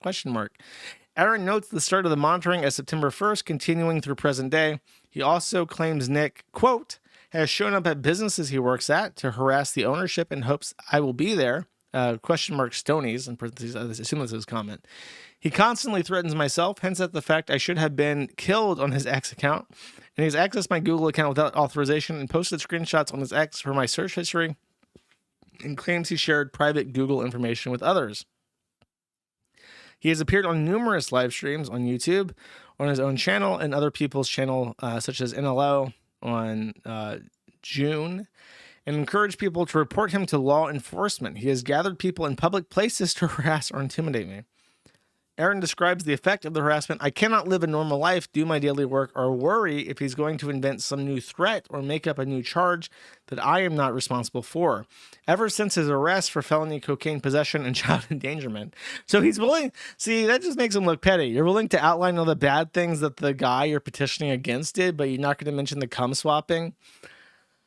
Yeah, someone's trying to save face to the judicial system. That's not how it works. You gotta humiliate yourself and humble yourself before the judge and be like, no, I am a fucking dainty little fag and I did cum swap and my boyfriend's out to kill me.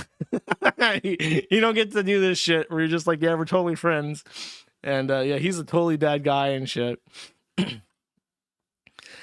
I have been worried he could come to my house and cause trouble, especially while my children are at home. He says that, yes, it will continue. He seems unhinged in regards to me and obsessed with inflicting whatever kind of punishment he feels I deserve. I do believe he could get physical at some point. Aaron does ask, he and the kids are included, including an adult ward for whom he's a legal guardian. That was not granted because Nick's actions to date have not been directed at the children. But Patrick Melton talks about using his children as a cup holder. He probably should have mentioned that as well. Aaron seems not to request initial hearing. Court agreed. HRO was requested for 1 year. The funniest bit is from this. He says, he made a message to me on the app Signal telling me to kill myself because I refused to come over to his house and continue swinging with him. The with him is handwritten and an edit in Aaron's writings. So I guess he had this written up and then edited it to try and distance himself or something. I'm not sure. All right. Should we watch the AI slop chat? Let's see. I'll do a poll. Poll, watch the 10-minute AI slop.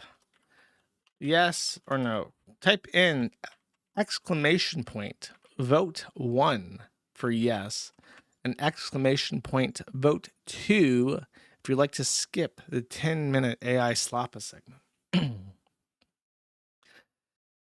Let's see. The votes are coming in, and it appears that we want the AI sloppa. Okay, so this is Shush.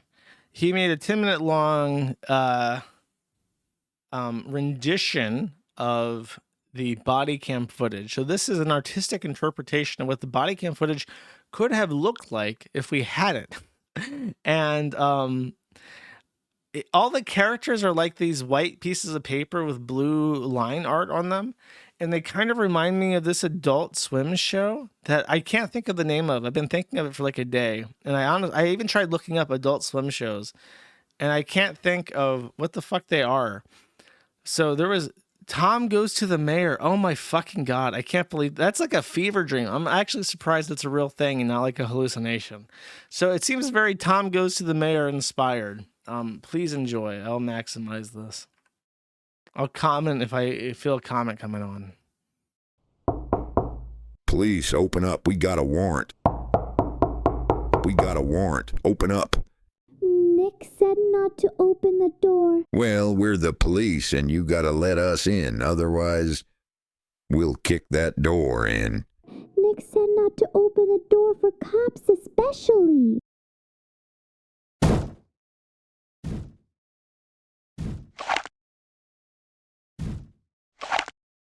You flinched. Nuh-uh. Pussy. Where'd you go? You okay? I'm here. Sarge, look.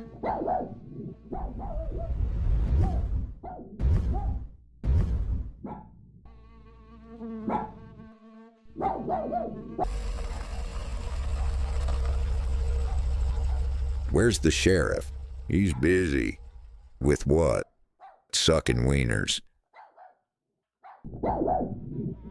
I got the kids. Let them change into some clean clothes, then take them outside. They don't have any. Take them outside then. Sarge found these two hiding in the bedroom. Take them both outside for questioning. Once you get that done, call the sheriff and give him an update. 10-4, Sarge. Get out of my house! Get out of my house! Now, now, now, now, now! We've got a warrant to search the premises, so we need you.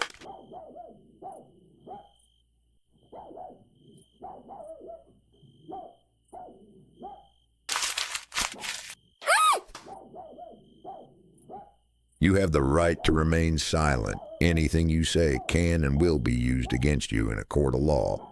You have the right to an attorney. If you cannot afford an attorney, one will be provided for you. Now, we want to ask you some questions. A quick interview. We want to get an idea of the layout of the house, where the nanny is at, and who all stays here. What's your probable cause? You have the search warrant. Cool. You have no probable cause. Are you willing to talk with me? Sure, you still have no probable cause. I'm not discussing all that. You've been given the search warrant. You should know how this works. What I know is that you have no probable cause. Right. So, Kayla's your wife then. Who's the other woman? She's April. She's just a friend. She's just visiting. She doesn't live here.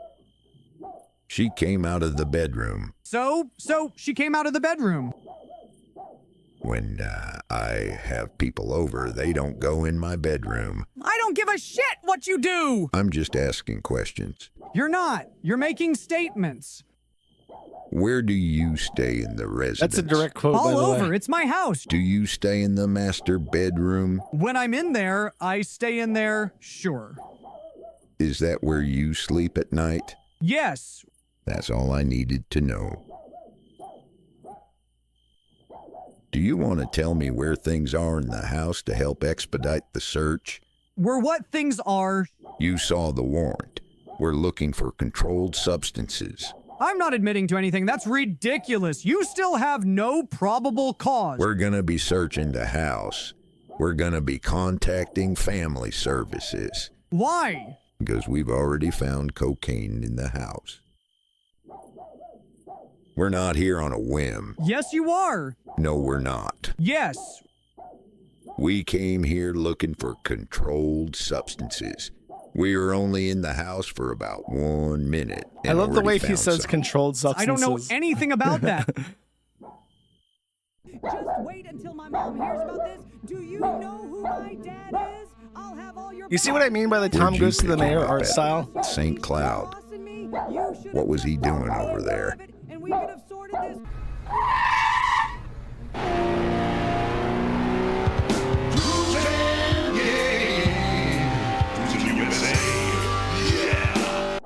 Have you been read your Miranda rights? Yeah. Okay, I've got some questions. Could I, go get my purse first? I don't have my phone.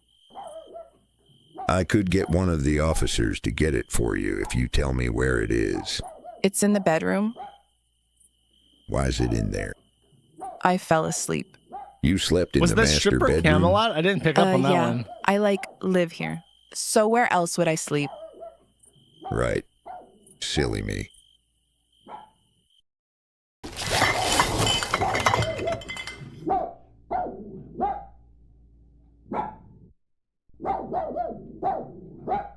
This part's artistic interpretation.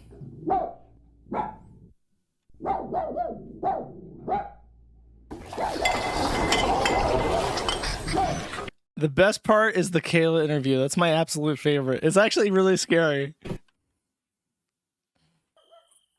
So Child Protective Services are on their way.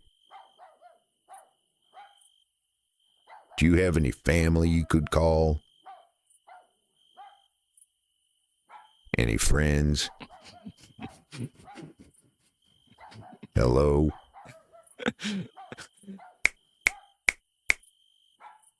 Why does Child Services have to get involved? It's because we found drugs in your house and your daughter tested positive for cocaine. That's not true. Yeah, huh? At 10 times the cutoff. That's not true. In fact, if I had to guess, it was probably you who gave her cocaine. Nuh-uh. We got multiple reports about possible child endangerment, but we weren't expecting this. Aaron. Who's Aaron?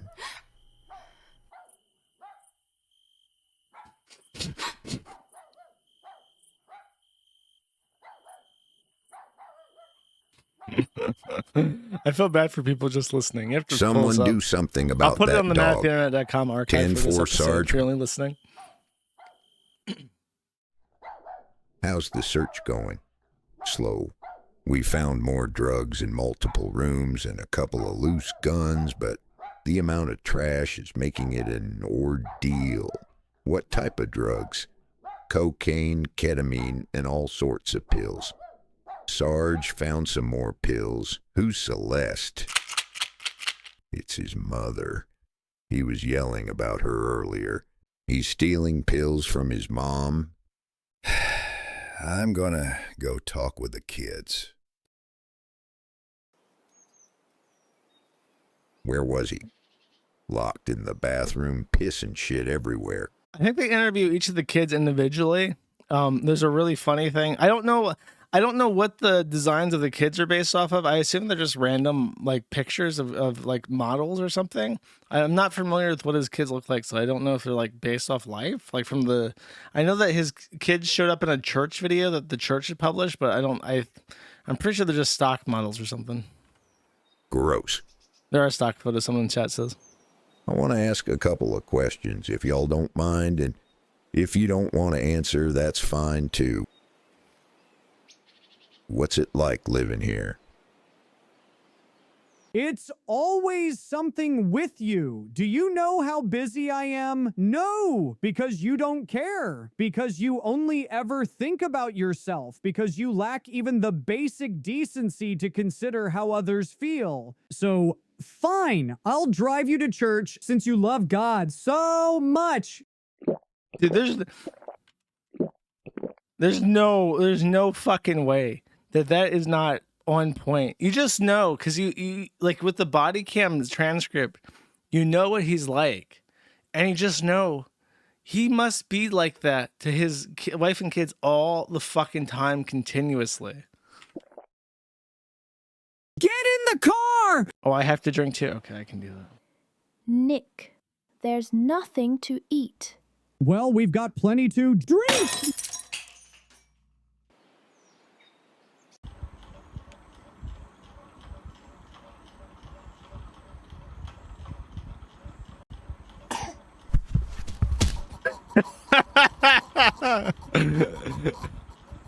I'm not gonna hurt you, but I'll fucking kill you.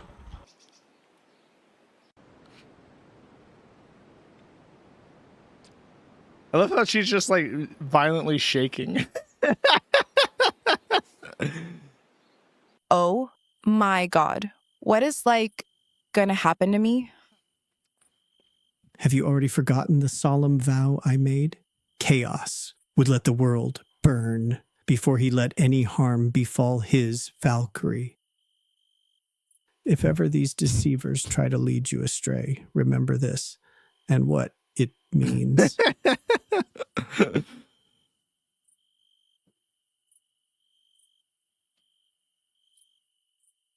That's an awful lot of comfort for just a friend. I hope you get gonorrhea and die. Watch your head. What? True art. True art from the source of art, which is the Kiwi Farms. Bravo, bravissimo. I love how it even says interesting matter of public record.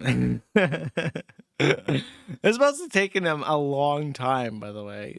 Even a little bit of video editing is a very time-consuming thing to do. So that's quite a sacrifice that he made. Very well done. Okay, that's the Nick Ricado segment. I think that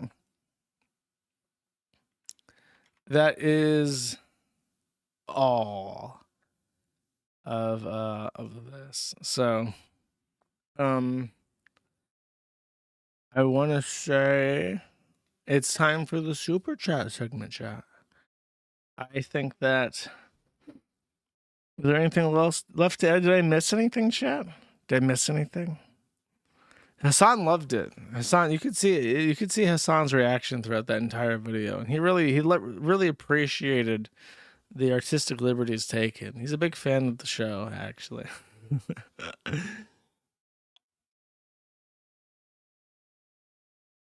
Call PPP? I could do this. I have the power. I have the power to call him right now on his phone. I'm not calling PPP. Nice try, chat. Listen, I still have all my inhibitions.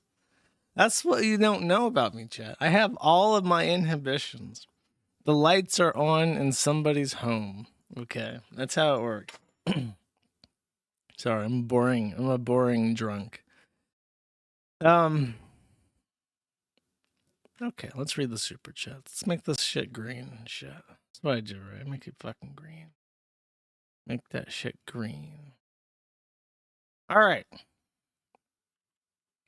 Hot Dog Day for $2 says, in American superiority news, the greatest athlete ever, Joey Chestnut, has won his 19th Nathan's hot dog eating contest by eating 17 and a half hot dogs in 10 minutes. That is quite impressive. Thank you. Kurt Eichenwald Anime Masturbator for 10 says, Glorious Kiwi Emperor, happy birthday to the greatest country on God's green earth. Wait, Japan doesn't have an Independence Day. Never mind, false alarm. That's because Japan is not independent. Japan is a vassal state of the United States of America, the greatest country on God's green earth. Thank you. Buzz Burbridge for 2 says, remember, having white children and raising them is how you win. That is absolutely correct. What an excellent super chat. Thank you. KY Tech Guy for 1 says, the white bitch needs her coffee. I don't know what this is a reference to, but I hope she got it. Sneedo for 1 says he's going to turn on the webcam chat. My computer has no webcam. It was a deliberate effort to set up my actual camera, and you are not so lucky. Space Allen for $50 says, American flag. Thank you. Thank you. That is a great flag. One of the best flags of all time. Even. Thank you. Citrus Addict for 1 says, my husband wants to know if you finally ate a 4th of July burger in the motherland and if it brought you to tears 07.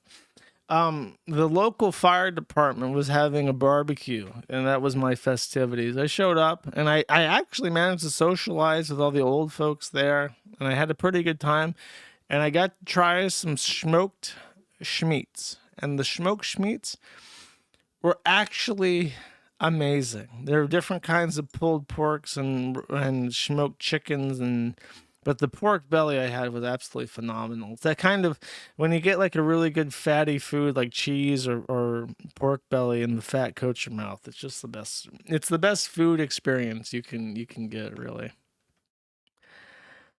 Logistical Nightmare for 5 says, I take full responsibility for my super chat many a stream ago about the Old Day vodka. Whatever may come of this stream, happy Freedom Day, Head Schneeder in Chief. Thank you very much. I appreciate it. I don't remember what you said many a stream ago about Old Day vodka, but now that I have drinking, they don't really put like measurements on this bottle, so you know how much of it you're drinking, but I've drinking like a quarter to a third of it, somewhere around there. Thank you. Pork belly is really fucking good. Can I put him on the screen? I don't usually put free chats on the screen. There we go. I can do that still. Pork belly is so fucking good. Space Cadet Joe, you are absolutely correct. It is so fucking good. Gump for 10 says, when the .net coming back? I'm still waiting on something in particular, but as soon as that is done, I will have it back up. I promise. Though, if you use Proton VPN, if you cut on the filter, .net does not work. And if you are a customer of Proton VPN, I would ask that you complain to Proton VPN about the broken DNS filter, because that's real fucking annoying. And whatever fucking tranny retard put us on the Proton VPN malware list needs to be fired out of a fucking cannon into the middle of the fucking ocean. Thank you. No Hurt Mr. Metal for 5 says, happy birthday to Lance. God bless America. Happy birthday, Lance. Congratulations on being the Grandmaster in the Kanto region. I was really happy for your success. Sneed's Pizza, formerly Chuck's, doesn't show up on the screen. For 1, says, did you smuggle this on a floppy disk? No, I did not. I don't know what you're talking about, but I did not do that. I've never touched a floppy disk in my whole life. Actually, that's a lie. I have. I've touched I've touched a 3.5-inch floppy disk that's not actually floppy. But I've not actually touched like a 7-inch floppy disk before. I know they exist and they put the nuclear codes on them, but I don't know. I've never touched one. David S877 for 25. It'll show up on my fucking screen. Says, here's some money to buy the post-4th discount fireworks trying to blow yourself up. I was thinking in the car today about if burn ward surgeons treat the 4th of July like a big day. Like if in the weeks leading up to July 4th, a burn ward surgeon has to like make sure that he's got enough nurses and surgical assistants like on call that day. If it's like a money day for them, like they look for July 4th, like, oh, fuck yeah, we're going to get some burn ward victims that day. If you're a burn ward surgeon, please let me know if you have to like prepare for July 4th in advance, like how Whataburger prepares for spring break. That's what I'm talking about. All right. Thank you. Humble Guardsman for 7 says, over 8 hours late, you've earned yourself another entry in the Damas Krant. I don't know what that means, but I hope it's a good thing. Thank you very much. TP Deluxe for 5 says, let's go chat. Drinky Poo stream for America Day. We're getting turned up nibbas, sending pink-haired farting dragons. We're going full Ricada. Nice try, guy. I have my wherewithal to avoid any farting purple dragons. I do not fall for such hijinks, chat. You know me. Borello Furman for 3 says, America! Yeah, that's how I feel today. I'm going to be quite real with you. The Ghost of Lotex for 1 says, I was watching your K's cooking reaction compilation, and you mentioned offhand that your uncle is British. Please elaborate on this. I'm surprised I mentioned that. He's actually a great uncle, and he is British, but he's lived in the United States for a very long time. He has a wonderfully posh British accent, and I can't say much more than that, but he's a joy to be around. He loves football and he loves alcohol, and he is allergic to drama. If there is any kind, like, he and his wife, they love to drink. They'll break out some wine, some spirits, some beer, and they'll watch football, European football on the telly. And if that conversation in that room turns serious, if it turns about religion or like problems from like childhood, they will legit just get up from their chairs and remove themselves from the area and watch football on a different television. Like, that man has no patience for a bad atmosphere. And if you got bad vibes, he wants no part of it. Like, he's like, if it even turns a little bit serious, he's out of there. He doesn't want any part of that. So he and his drink will be going elsewhere if the Bible is a matter, if the Bible becomes topic of conversation. Very, very, very easy guy to get along with. Very extremely pleasant person.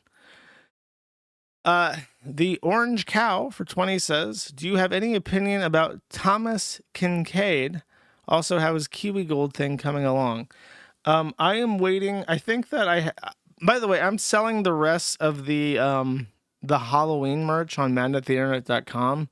It's only in limited sizes. I think mostly the smaller sizes, of course, because that's how it is. But if you use SNEED25 as a coupon code, you get $10 off every article of clothing. I'm just trying to get rid of it. This was what was left over when I lost my payment processor last time. But I'm working with this company, and they want to get me access to a check deposit system. And they just want to establish a business relationship with me through Man at the Internet first. So if you guys are interested in getting the Halloween or winter stuff that is like super cheap right now, just because I have to get rid of it and get it out of the warehouse, it's SNEED25 is the coupon code. But the Kiwi Gold thing will come after I get my check deposit system. The company I'm working with is extremely awesome, and they're trying very hard to get us through. But it will take time, unfortunately, as all things do.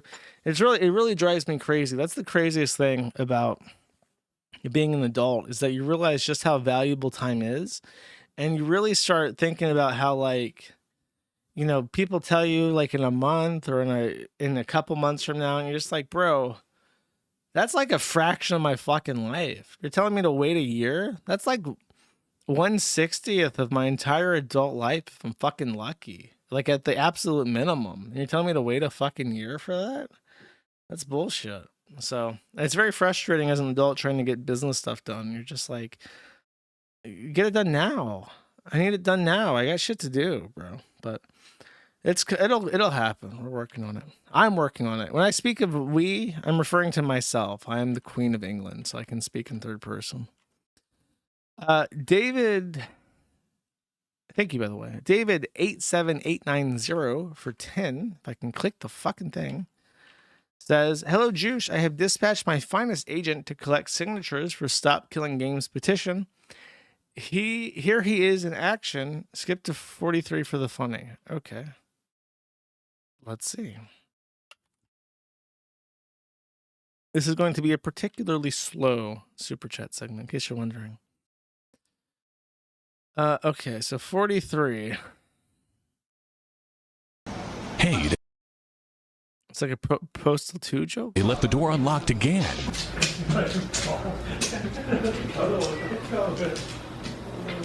Holy shit. I'm not racist. These people really do all look alike. Would you please sign my petition? Hey, go! Go! Ow, my clavichord. Don't these people have jobs? Did this guy just like break into a Chinese person's home? Can't we all just get along?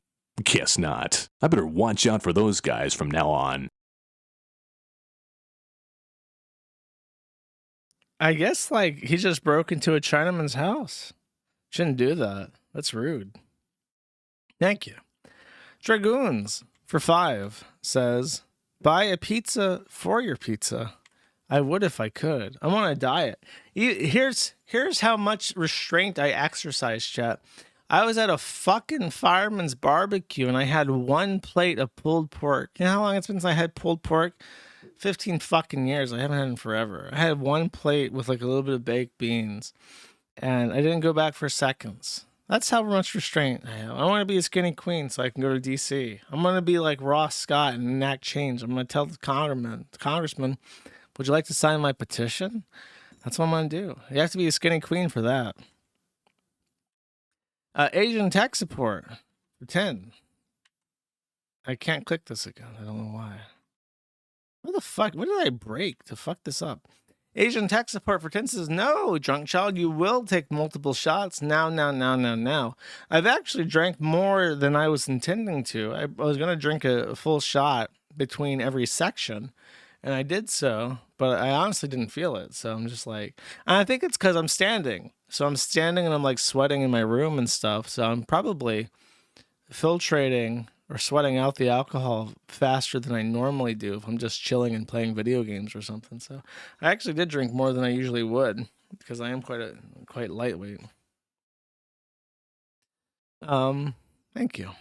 Citrus Addict for 5 says, what Josh was really up to while the stream was tardy intruding out, and then there's a cat box file. Oh boy, I can't wait.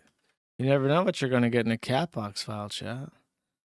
It appears to be a man eating hot dogs with an evil dog staring at him. I don't know what that evil dog is up to, but that man apparently cannot handle any more hot dogs, chat.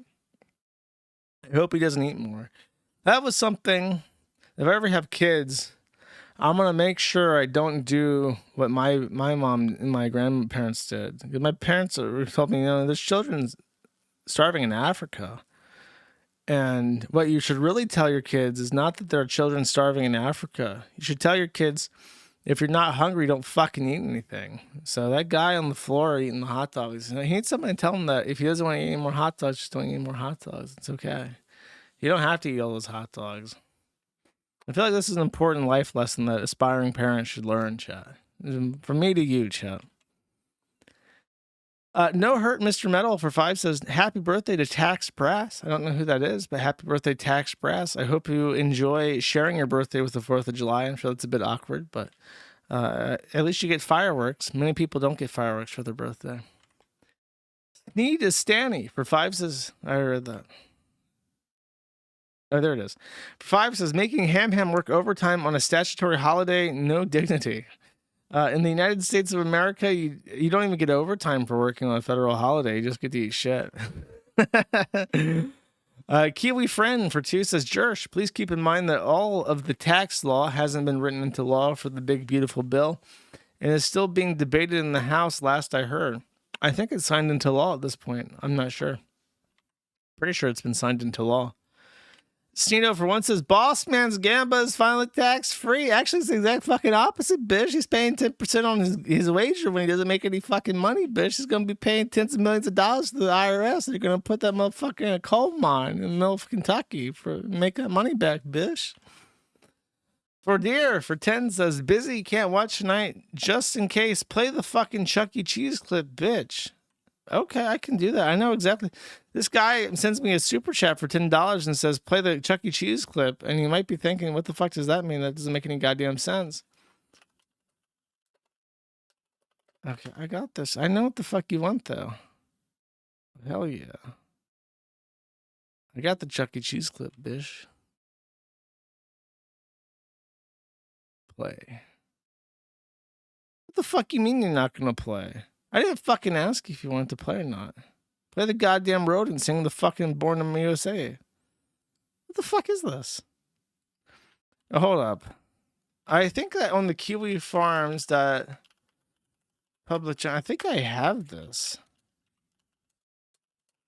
I don't have this? I swear to fucking God, I saved this on the Kiwi Farms side. Oh, hell yeah, I got it. Born in the USA. I saw this performed live. I was eating cheese pizza at Chuck E. Cheese as a little boy. I saw this performed live. When the rodent said Born in the USA, I clapped. Born in the USA. This is why I'm such a patriot. Born in the USA. Born in the USA. I'm a cool rockin' rodent in the USA now. Hi, everybody. We're welcome in the 90s with a flag waving. You're welcome in the 90s, All-American chat. show. Gee willikers, the 4th of July came early this year. It doesn't have to be a special day to sing about America, because feeling good about our country is something we should do every day. That's right. This was in the 90s. This was normal. You even have the fucking Italian guy that makes the fucking cheese pizza you eat at Chuck E. Cheese. He's singing about how happy he is to be American. Nowadays, if they made this, it would be a Mexican that speaks in Spanish or some shit and sings the fucking anthem in fucking Spicalese. It's disgusting, chat. Things, you know what? I was going to say things are never going to be as comfy as they were in the 90s, but you know what? That's wrong. We got the best Jew that God ever gave us besides Jesus H. Christ himself, and he's working for our deportations, and he's going to deport every fucking Mexican. We're going to have a fucking country again. That's what's coming, chat. The second coming, he's back, and he's gonna get rid of all the Mexicans.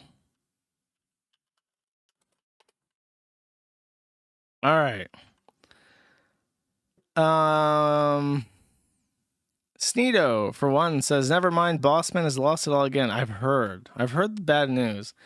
Citrusec, for one, says, Catbox file. I will look at it, but I'm not gonna put it on the stream because you gave me $1. It's a chat. It's a skeleton saying, oh shit, a rat, and he's kicking a rat that says, fuck you, Josh. That's very mean. David Lammy, for one, says, come to England. Absolutely not. Porglack, for one, says, sorry, my voice. I'm actually out here doing things, Jim, so I don't have time to watch your little show. So I have a goddamn shot to Big Red and the SBC Retards Rise Up. That is a nonsense statement, but thank you. Porglack, for 2, says, give this extra $2 to SBC in America Samoa and let him know it's okay because he stole a bike. It's not okay, actually. I want my bike back. Kurt Eichenwald, Anime Masturbator, for 10, says, glorious Kiwi Emperor, how many have you had? You should have a proposed drinking game at the start. Happy 4th, Ten no Hika Banzai. I was going to have 1 per segment, but then I had like 2 per segment at the end. Thank you. A and N did nothing wrong for 5, says, I'm looking forward to you chat with card posting. He backed out on that. Sorry. He sent me a message saying that he was too busy. Any chance you could warn him about Discord gay apps? I'd hate for him to end up like David State or Cooking with K. Yeah, sorry, backed out. PP Deluxe for 5 says, lying ass Sneeder hyped the drink stream for 374 years and takes 1 shot. Shameful shot now, or you're going to be South Sudan. No. I feel like I've had enough. I know my limit. Tax-free Bish for 150 says, drink. No, Bish. I know my limit, motherfucker. Anime Extremist. I said Animal Extremist. Anime Extremist 5 says, I plan on being blackout drunk and lighting fireworks or shooting expired soda cans with my sister by the time you get to Super Chat. So for replay gang, can you explain the VTuber drama this week? Thanks. Oh, I saw this Super Chat and I retroactively handled it earlier in the stream. You're very, very welcome. Make sure to send more. Subscribe to matt@theinternet.locals.com. Thank you. Sneedo, for one, says, I'm surprised you didn't say how Northern Idaho is a hub for serial killers. Well, I did. I kind of hinted that I have a beef with Northern Idaho, and people gave me shit for it, but I'm actually completely fucking vindicated, as a matter of fact. Foxes, for 10, says, here's $10 to skip the VTuber drama because it's fucking gay. Put this towards your cheese fund. Unfortunately, the Anime Extremist Super Chat somehow overrid this more expensive Super Chat, so I guess I'm not paying enough attention to my Super Chats. Thank you, though. Haram Burger for 2 says, why am I even super chatting? You'll be too drunk and wasted with this keel switch pulled to read this. Joke's on you, Bish. I did read it. Baldo Peggins for 5 says, U.S. flag. Thank you, Baldo Peggins. I appreciate it.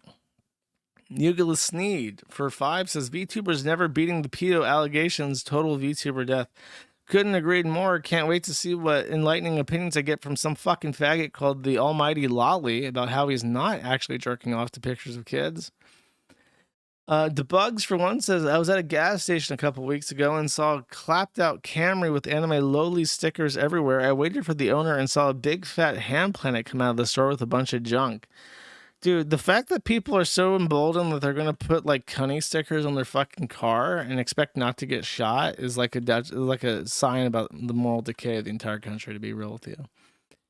Nylon Python for 25 says this is what I think of whenever you start explaining German pronunciation.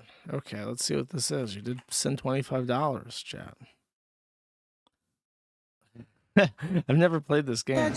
I like your style, Americans. Very good. You're part of the Reich now. Subject of the Great Führer. I hope for your sake you consider the Reich and all its glorious people your own. Yes, of course, sir. Let me give you some free advice. You are witnessing a new dawn for America. You have a choice in this new world, because the time will come when, how do you say, the wheat detaches from the chaff. Have you taken your German lessons? Oh, yes, sir. Good. You, how do you say thank you in German? Dankeschön. Of course, sir. Let me see. It's, Dankeschön. Yes. Dank. Yes, out with it. Dankeschön. Dank you. My God. Was that all right? No, that was terrible. You're butchering my beautiful language. It's Dankeschön, verdammt. Say it. Dankeschön? That's the hardest thing. In German, you have all these alphabet letters that got the dots on them, and you gotta say it right, because the Germans get real fucking offended by that shit. You gotta say Dankeschön, and it's difficult. And if you really exaggerate and go then that's not right. It's Führer. You gotta say it right. Incorrect. Dankeschön. Schön. That's a really important word in German, by the way. Everything is so schön. Germans always talk about how fucking schön everything is. I've heard enough. No more. I'm so sorry, sir. I'm still practicing. You will practice hard. Oh, I will, sir. I am. There's a German expression that's like Deutsche Sprachen, Schwersprachen, which just means that German's fucking hard. Thank you. Sneed Cricket for 1 says, Happy 4th, y'all, and Juice. I love bullying the animes in Kick Chat. They get so mad when you make fun of their animes in Gata. Also, a bunch of Jap comic writers are supporting a pedo writer. I'm not surprised. They're very strange people. Haramburger for 2 says, if you're still functioning, take a shot of Old Bay because you accidentally said doo-doo at the hour 15-minute mark. LOL. No. I don't think so. Thank you. Josh Floyd for 20 says, hey, Josh Moon Pie Moon, and there's a cat box file. Well, it is $20. $20 is $20, chat. Let's see what these guys say. I'm a brat pod, fat, gay, nigger, pedophile, child predator, no pussy in a while. Oh my, I found you, nigger. Don't you run from me, little nigger. I love this video. It's so funny. It's such a perfect example of like the fucking meaningless bullshit that like you think of when you have like a song, you're like butchering it in your head. Sneed Cricket for 2 says the Bleach writer refused to support the Pedo Writers 30th anniversary project. The One Piece, Black Clover, and JoJo writers supported the Pedo writer Kenshin. And then there is a IMDb page. But listen, bro, if I spent all my time thinking about Japan, it would be a bad day.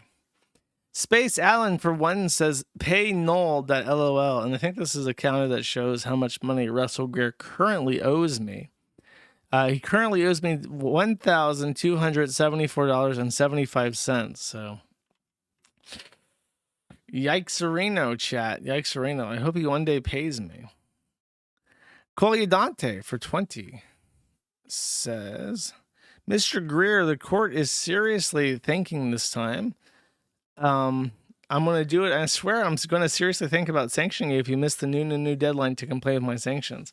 Well, I'm glad that we have, Your Honor, BossmanJack to seriously think about doing something. I hope one day knowing one day the judge might actually do something fills me with determination. Thank you. Pashmina Ham for 2 says, how much for you to sing Dixieland completely drunk? I think singing's off the table, bro. Indians are stinky for 5 says, the best black man to ever live, Clarence Thomas, may one day speak of the Kiwi Farms in your name in American legal history. Is that surreal as fuck or what? It is a bit surreal, but it's also very, very optimistic. Ballistic Characteristic for 25 says, happy 4th of July. Congratulations and good job on getting the USIP memberships going. Thank you very much. I appreciate it. Good timing. You got about 28 minutes to wish me happy 4th of July. Thank you. Red Eyes Black Dragon for 5 says, happy Independence Day, Jerish. Any updates on Drachenlord? What do you think he's doing right now? He's probably going scat and meine Alti, mein Kumpel. Point blank shot trains with a shotgun 125 for 1 says, let me see if I get you right, Juice. You really believe these anime women are real panophiles and you want them held legally apprehensible for this act? Is this a change possible in our lifetime? I don't believe that they're pedophiles per se, but I believe that they shamelessly masturbate real pedophiles for cash money, which is a kind of shamelessness that's hard to fathom. Can you imagine anything more disgusting than like being like the Ghislaine Maxwell and carrying water for Jeffrey Epstein? That's basically what fucking Gura is. She's like, sure, whatever. I'll pay Malaysians to draw a little girl tummy so that you can masturbate to pornography of me, and I'll sing little cute songs about the Kani, about crabs and shit so you can masturbate to me. It's like, that's fucking gnarly, bro. Where's your fucking shame? You're a woman. You're supposed to have motherly instinct, and you're like masturbating pedophiles. I would love to know in like a real interrogation style where it's like you actually know what's in the heart of hearts. I would love to know what Gura's internal justification for what she does is, because it must be something like, because she's a woman, so she has motherly instinct. She instinctively, biologically cares for kids, so it must be something like if they're jerking off to Saba, the character, they're not molesting kids. It must be something like that. I would love to know, like in a one-on-one private conversation, like what is actually fucking wrong with her, but it's probably something like that.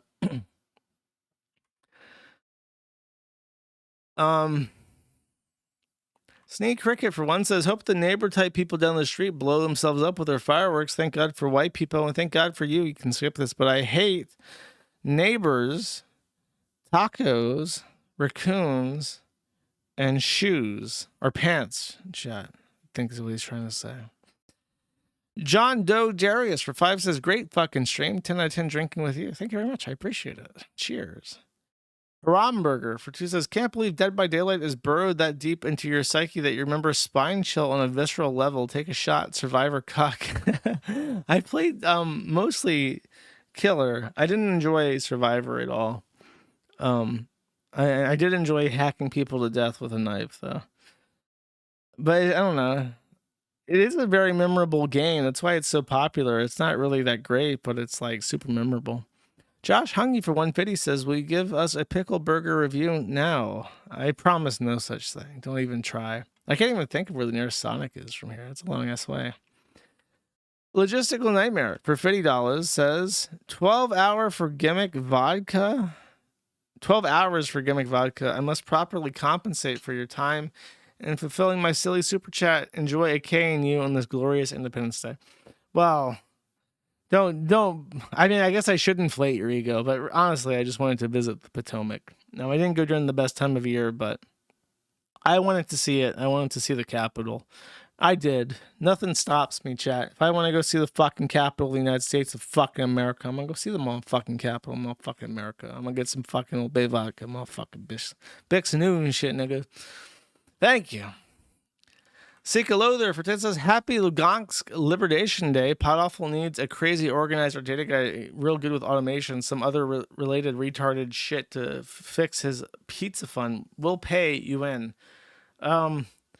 I think you need somebody more familiar with his show, and I'm not. I watched that one video where he talked about Ethan Ralph, and I gave him props. That stream was a lot less annoying than I had anticipated. But I honestly don't know anything about Jesse except that sometimes he annoys the fuck out of me. Real Adonai for 10 says, "Hey Josh, I wrote a short story about your adventures to an anime convention." That sounds fucking awful. Let's see what this is.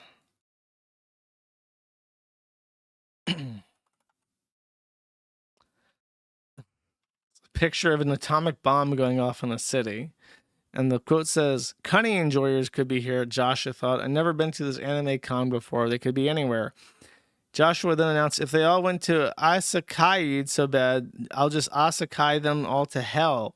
He then launched a tactical nuke at the convention center. Then he launched another one for good measure. When asked how he felt about taking away so many innocent lives, he proclaimed, "I don't know. I've only killed degenerates." To be fair, I feel like the VTuber people are even like a step below the fucking anime people. Do the VTuber people even go to the same anime conventions? I feel like if you went to like an anime convention, you wouldn't see that much VTuber shit. You'd have to go to like a special VTuber convention for fucking Saba or whatever the fuck. I'm not sure. Let me know in the comments. Red Eyes Black Dragon for 2 says, "Do you miss European cop sirens that would go off every 5 seconds?" I don't miss living in the city, no. I do miss the cheese. Sex Haver for 5 says, "Would you touch poop for $1,000? Absolutely not." Meowga for 5 says, "BossmanJack and Vegas Saga went. Never. He's never been to a real casino ever." Unkind Naysayer for 2 says, "Happy America Day. You're obligated to consume at least 10% of your body weight in smoked, grilled, and fried meats." Well, I took a swab of that, but I'm still on a diet, bro. I gotta be a skinny queen, bro. Come on now. I'm so wrong. So if you go to like a regular, like, you know, I like Dragon Ball Z convention, you'll find like anime VTuber shit. That's sad. That's actually so sad knowing that you'll find like the anime tummy little girl VTuber at like a real anime convention. It's just like if you just like comics about fucking, you know, men fighting each other with laser beams like Dragon Ball Z, you're still going to be inundated with like the tummy crab crying emoji people. That's fucking sad, bro. That was my intention with the VTuber board. I'm like, you know, if there's any good ones out there that just want to watch like anime women like play video games, they need like a place that doesn't have all the fucking cunny people in it. So that's like part of the motivation with the VTuber board. And because I don't know, I kind of feel bad for them. They just want to watch the fucking cartoon women sing and dance and shit without seeing like pedo shit. I know how hard it is to find safe for work spaces. Like if you join like a Discord or whatever, like when the forum was down, I joined some different communities to occupy time while I didn't have the forum. And there's like porn everywhere. And if you're trying to avoid porn, it's really hard to find like a real safe for work community that doesn't have porn and thirst posting and like fucking lolicon and shit. And it's like, I don't know. I felt bad.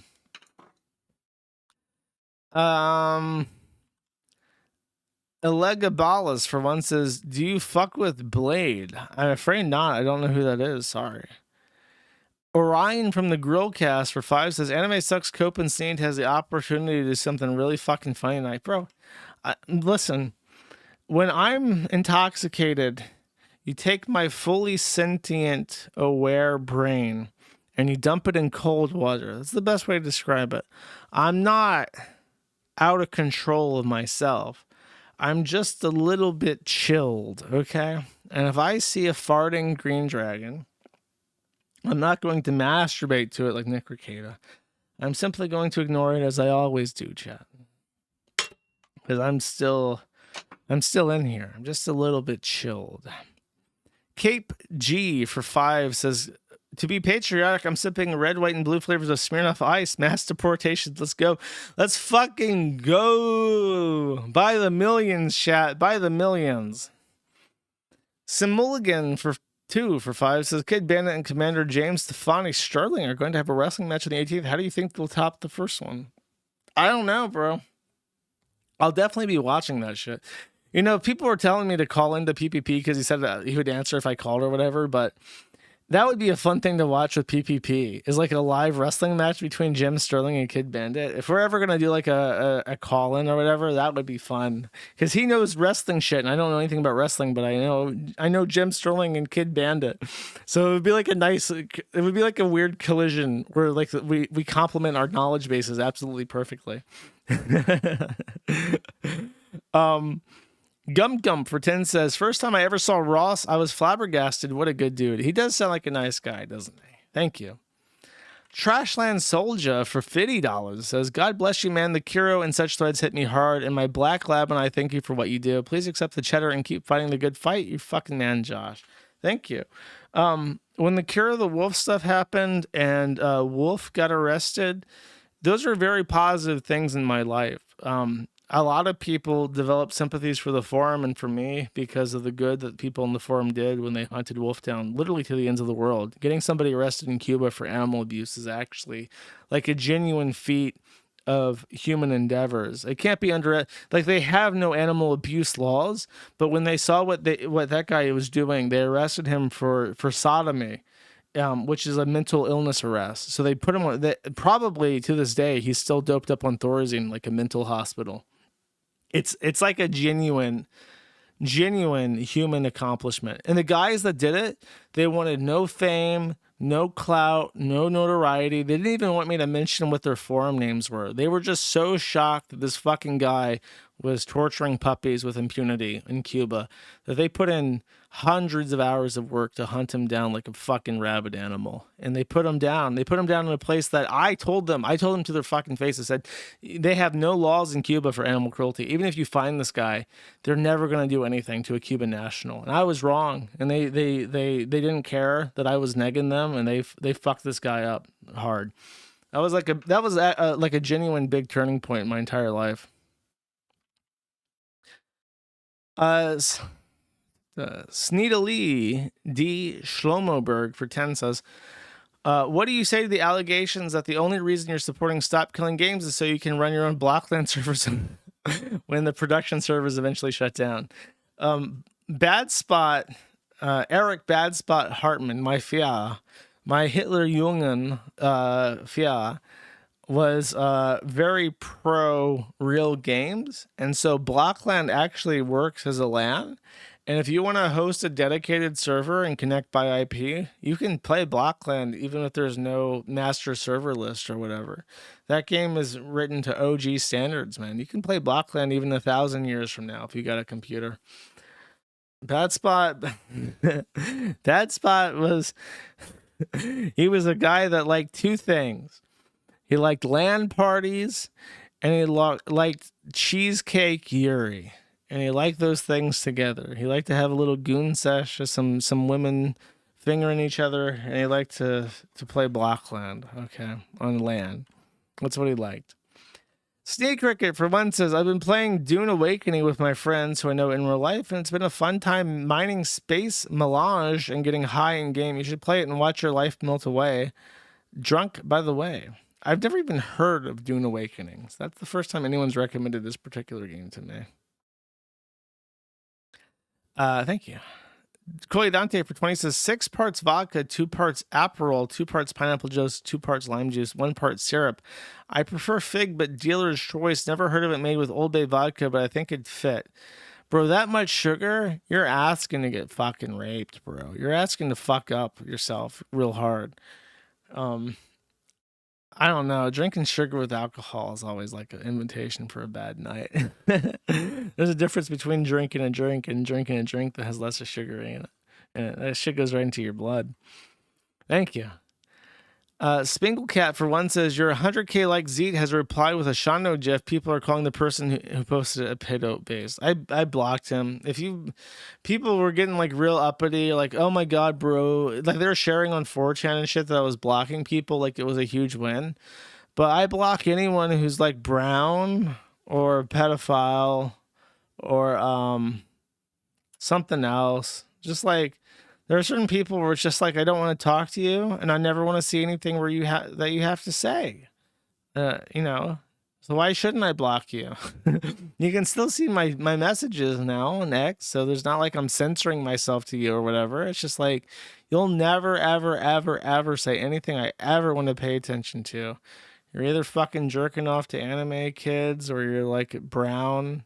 So why the fuck would I ever care about what you have to say? I just block them. I don't give a shit anymore. People say it's like, oh, blocking is like cucking. It's like, I don't care. Fuck you. Orion from the Grillcast for 5 says, did you see Nathan Bennell on the Grillcast? I absolutely did not. I hadn't even heard of that. Last time I saw anything about Nathan, it was him being groomed by the Groypers. Sneeden Feeden for 1 says, Review Tech USA's X handle was promised to my hyper Nazi account 3,000 years ago and someone snatched it right under my nose. Now I'm at the real RTU less. That sucks, bro. I'm sorry that you got promised something that was stolen from you, bro. It sucks. Spingle Cat for 1 says, I'm surprised the Mighty Faggot doesn't have a thread already. Also, a guest streamer Gata is into the same godawful shit he's into and has been phone booked. I don't follow Gator that much, but he crops up every so often. He's such a spineless fag. Because it would be one thing if he had always hated me. If Gator had always hated me and always said that I was like a pedophile, like, you know, I would understand. Like, Zoom is like that. Zoom's always said I was a pedophile, even though he's a fucking, like, pedophile himself. And he's just trying to shift blame or whatever. But, you know, if he had been consistent, I would understand, like, okay, this is a guy that just doesn't like me and he has reasons not to like me that he believes are true. And it's like, okay, I get it. Gator has always flip-flopped. He liked me when I was a guest on the kill stream. He didn't like me when I stopped being a guest on the kill stream. He apologized to me after he got booted off the kill stream. And now he doesn't like me again. And he's on Twitter saying, like, I didn't know this about Josh. Bro, you've been shown this shit from fucking Encyclopedia Dramatica for the last 15, literally like 10 fucking years at this point. Is how long I've known Ralph. You've known this shit for a fucking decade, and you're going to pretend to your fucking Lolicon friends that you've never heard this shit? Bro, you were on stream with me time and time again. We were like buddy. You apologized to me, and you're going to try to pretend that you think this is true now after shrugging it off for like a fucking decade? It's like, what if... It's one thing to be... You know, it's like respectable in a way to hate me and to be consistent about hating me. There is no respect whatsoever. And because, you know, calling someone a pedophile is like the worst thing you can call somebody. If you call somebody a pedophile, you better be prepared to consistently hate that person for the rest of your fucking life.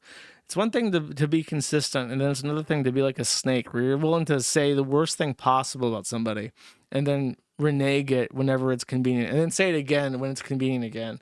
And that's why Gator will never achieve success. He's going to constantly cling to this idea that one day he can be a popular streamer in whatever fucking anime VTuber space, but he'll never ever accomplish anything because people know. It's like with Maldavia's Figtree. You just listen to him talking like, no, you're a fucking snake in the grass, bro. You're a fucking liar. You're not intellectually honest. You're not a real person. And it's like that. Gator, it doesn't matter what fucking anime asshole he sucks up to. People are going to listen to him and be like, you know, you're a fucking snake. You're not a real person. You're saying whatever I want to hear right now. And I know that. Even though I agree with you on this issue or whatever, it's like, I know you're a fucking liar. It's a sad fucking existence, bro. Ralph is 100 times more of a consistent, real man than Gator could ever be. Ralph, unironically, is too fucking good for Gator. Gator's a fucking snake, bro. As far as him not having a thread, by the way, it's like I don't control these things. I don't snap my fingers. If people want to make a thread for him, they can make a thread for him. If not, I don't give a shit. He can say whatever the fuck he wants on Twitter. I'm going to call him a faggot. He jerks off to kids. Jerks off to drawings of kids and shit. Octavia sales rep for 10 says, hearing a deep, reasonable voice coming out of Baked Alaska's mouth is so bizarre. Oh, were the cops Baked Alaska? I thought they were familiar. That's funny. I didn't pick up on that. I've watched this sober too, so I guess I'm just an idiot. Thank you. Colliadante for 20 says, wow, this Nick AI video is incredibly derogatory. I hope for his sake that the corrupt Candy Yoshi police haven't deleted the only record that can dispel this rampant speculation. Me too, bro. We got all these things that could be cleared up with that footage, bro, but it's like, it's just not coming out. I don't know what's up with that. Thank you. Holy How produces. Hope you're having a great 4th. Josh, you're my fellow American nibba, all on the internet. Uppercase internet always. God, you really threw a curveball at me with this message. I was expecting a lot of words that never came into it. So you really tripped me up on a bad day to trip me up. Thank you. Ace of Sneeds for one says, anime sucks, cope and Sneed for $10. Nice try, guy. Sneedo for one says, anime cock, cope and Sneed for 20 says, ham jam. Thank you very much, Sneedo. I appreciate it. Octavia sales rep for 10 says, did you know that the 5-pound log of bologna is called a chub? I did not know that. That is a new word added to my dictionary. Thank you very much. Nig Hang for 5 says, PPP is going to starve. I hope not. That would be very tragic. Guy Safari for 5 says, here, have another shot. I don't think so. Thank you.